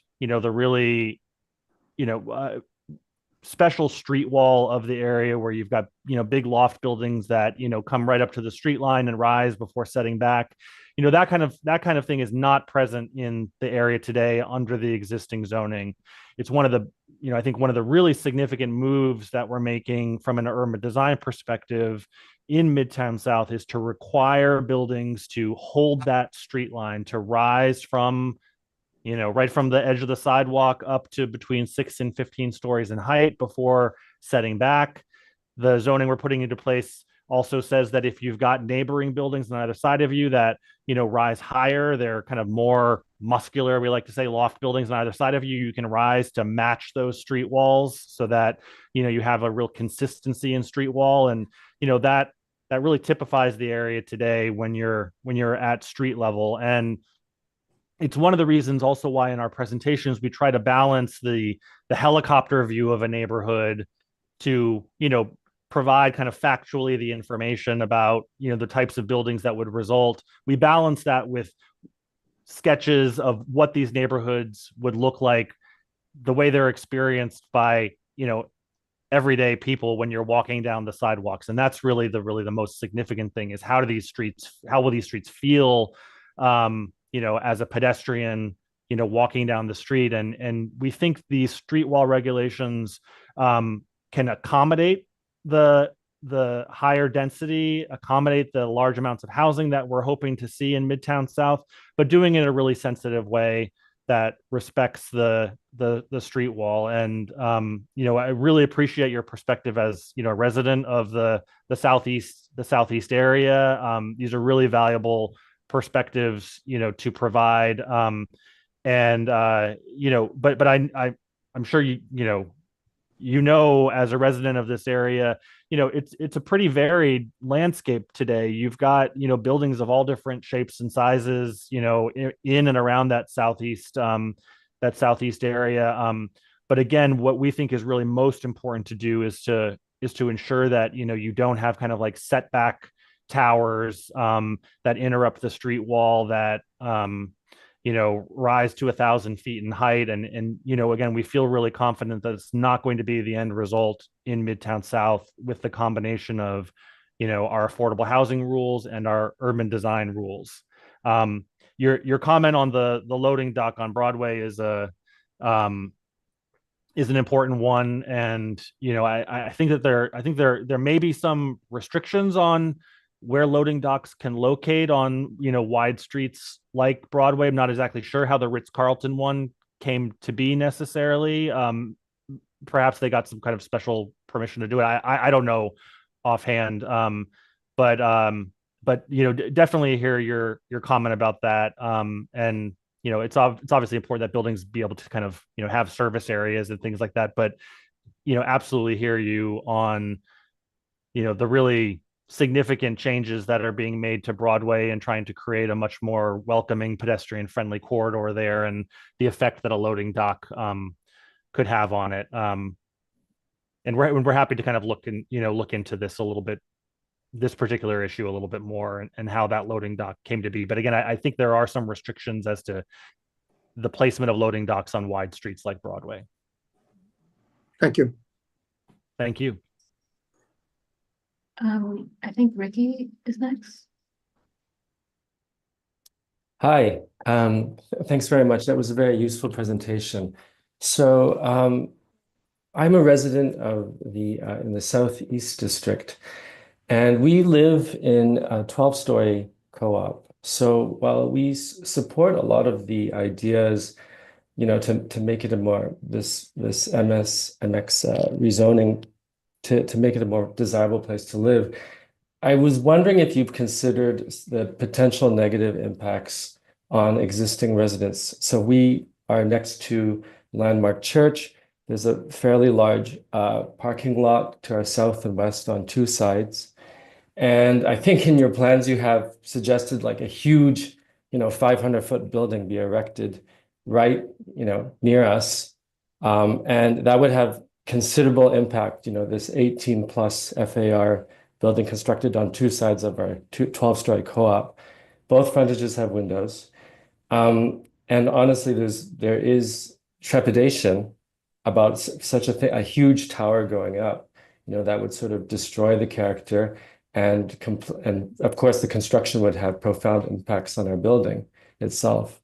So I'm just wondering if that has factored into this plan, consideration for existing residents and the negative impact it could have, having these pretty high limits on buildings. Thank you so much, Ricky, for your comment. And, again, really appreciate, getting the perspective of residents in the area. It's so important. The one thing that I'll say that I think is a real positive benefit of a neighborhood plan being undertaken here is that, we have an environmental review which is taking place, an environmental impact statement, which is kind of like the highest bar for looking at impacts and effects within the plan area, and as a result of development that might reasonably take place as a result of the actions being proposed. One of the things that's looked at as part of that environmental review, are construction impacts that are expected to result. It's a really thorough look that's done at each of the development sites within the rezoning area that we're projecting could be developed. So it's a really detailed analysis that takes place, and if an impact is determined to be identified, then mitigation measures are explored that can address those possible impacts that could come from construction activities, for example. And the reason why I really kind of emphasize that is that today you've got you have these sites next to your building that are able to be developed today under existing zoning, and the existing zoning that's there today is also high density zoning. You could see any kind of non-residential building developed there, and under that existing zoning, there is no kind of environmental impact analysis that's undertaken with a development under the existing zoning. So this effort ensures that a hard look is taken at these potential issues. I'll also say it's so critically important to have your perspective and your point of view provided during this process. The environmental review, the EIS, goes through a public review process just like our zoning proposal does, with an opportunity at the what will be an upcoming public hearing at the City Planning Commission for the public to show up to testify both on our zoning proposal but also on our environmental impact statement, and to identify if there are things that are priorities that should be looked at, mitigation measures that should be explored. So encourage you to stay involved as this moves through the process and to continue to provide your perspective. Okay, thank you very much. Thank you. Just to follow up on that, Eric, when do you think that public hearing will be? Just so we can keep our eyes on it. Sure. We don't have a firm date set yet. You know, kind of extrapolating out from when we certified this into public review, you know, on January 21st, you know, I think it's probably reasonable to assume we're going to have a hearing, you know, sometime May, perhaps, would be when this lands at public hearing. Yeah, but we don't have a specific date set yet. We'll certainly let the board know as soon as we've got a date fixed. Thank you. Wendy is next.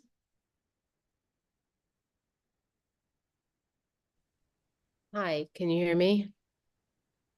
Yes, we can hear you. Okay, thanks. Thank you for this. This is a lot of interesting information. I've lived in the Southeast quadrant for over 30 years. And one of the things I'm trying to understand is you, in this MSMX idea, you keep referring to Midtown South as though it's kind of one area, but it's actually 4 non-contiguous sub areas, and they all have totally different characters. So it seems that they should be looked at individually for the appropriate zoning for each of the sub areas, with an analysis of the zoning districts that are more tailored to their individual characters instead of lumping them together. And like part 2 of my question is there any precedent for a special district composed of non-adjacent sub-districts? Like, what is the land use rationale for this? And has it been done elsewhere? And if not, why not? Thank you, Wendy. It's great. We're getting a lot of representation from the southeast portion of the plan area tonight. So to answer your question, we did take a really careful look at each of these areas individually, in recognition of the fact that they weren't just one, you know, contiguous area. And frankly, even if this was one contiguous area that stretched from 23rd Street up to 40th Street, we would still be looking at, you know, different sections of it individually, you know, where there were, you know, changes in character of the area, changes in kind of the built condition, or the kinds of things that lead us to propose different types of zoning. You know, in the southeast area, we are proposing a slightly different zoning than the other areas of the Midtown South plan area.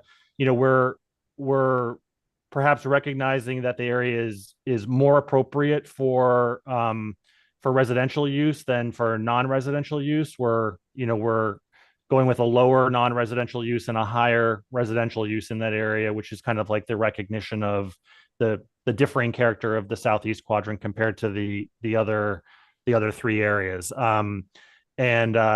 You know, we are proposing kind of the same urban design controls across all the areas, because again, we do really think that things like requiring a strong street wall apply to all 4 areas equally. It's, you know, important kind of baseline conditions for new buildings. Your question about have we done discontiguous special districts before? We have done that before. The one that kind of most immediately springs to mind is in East Harlem, where we mapped a special East Harlem corridors district, you know, just now I can't remember how many years ago it was. It was before COVID, but not that long before COVID. And that consists of kind of several discontiguous areas from one another that were incorporated into a special district. So it's not an unprecedented thing to do. Okay, thank you very much. Thank you. Just to add, actually, we do have a number of other mixed use special districts that are discontiguous as well. And there's one that's actually wending its way through the public review process currently in Brooklyn. Again, thank you. Sonia, you have a question? Yes, I had a question.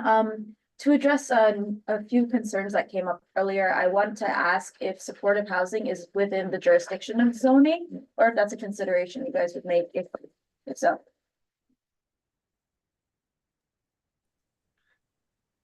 It's not specifically provided for in in zoning. Again, we're allowing housing overall where it's currently not permitted, and that can certainly include a supportive housing component in buildings. Where right now the manufacturing zoning just flat out doesn't allow housing of any variety within the area.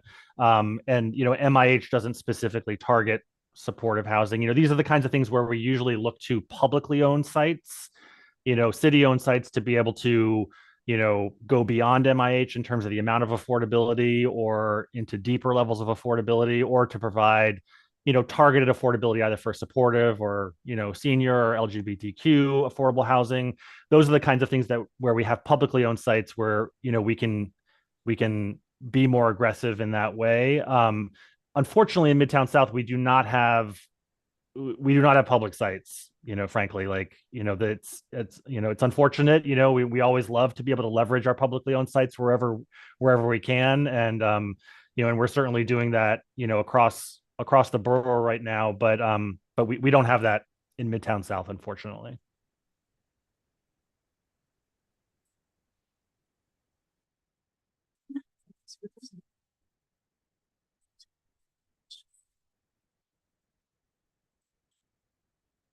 Okay, so we're finished with our public review, and we have asked all the questions we can think of for the moment. So I'd like to thank you for your presentation and for answering all of our questions. We will have a list of questions that we're going to send to you that we would like written answers to. And so we look forward to our next meeting, where our consultant, George James, will be presenting his findings and his public presentation on the 26th of February. Thank you so much.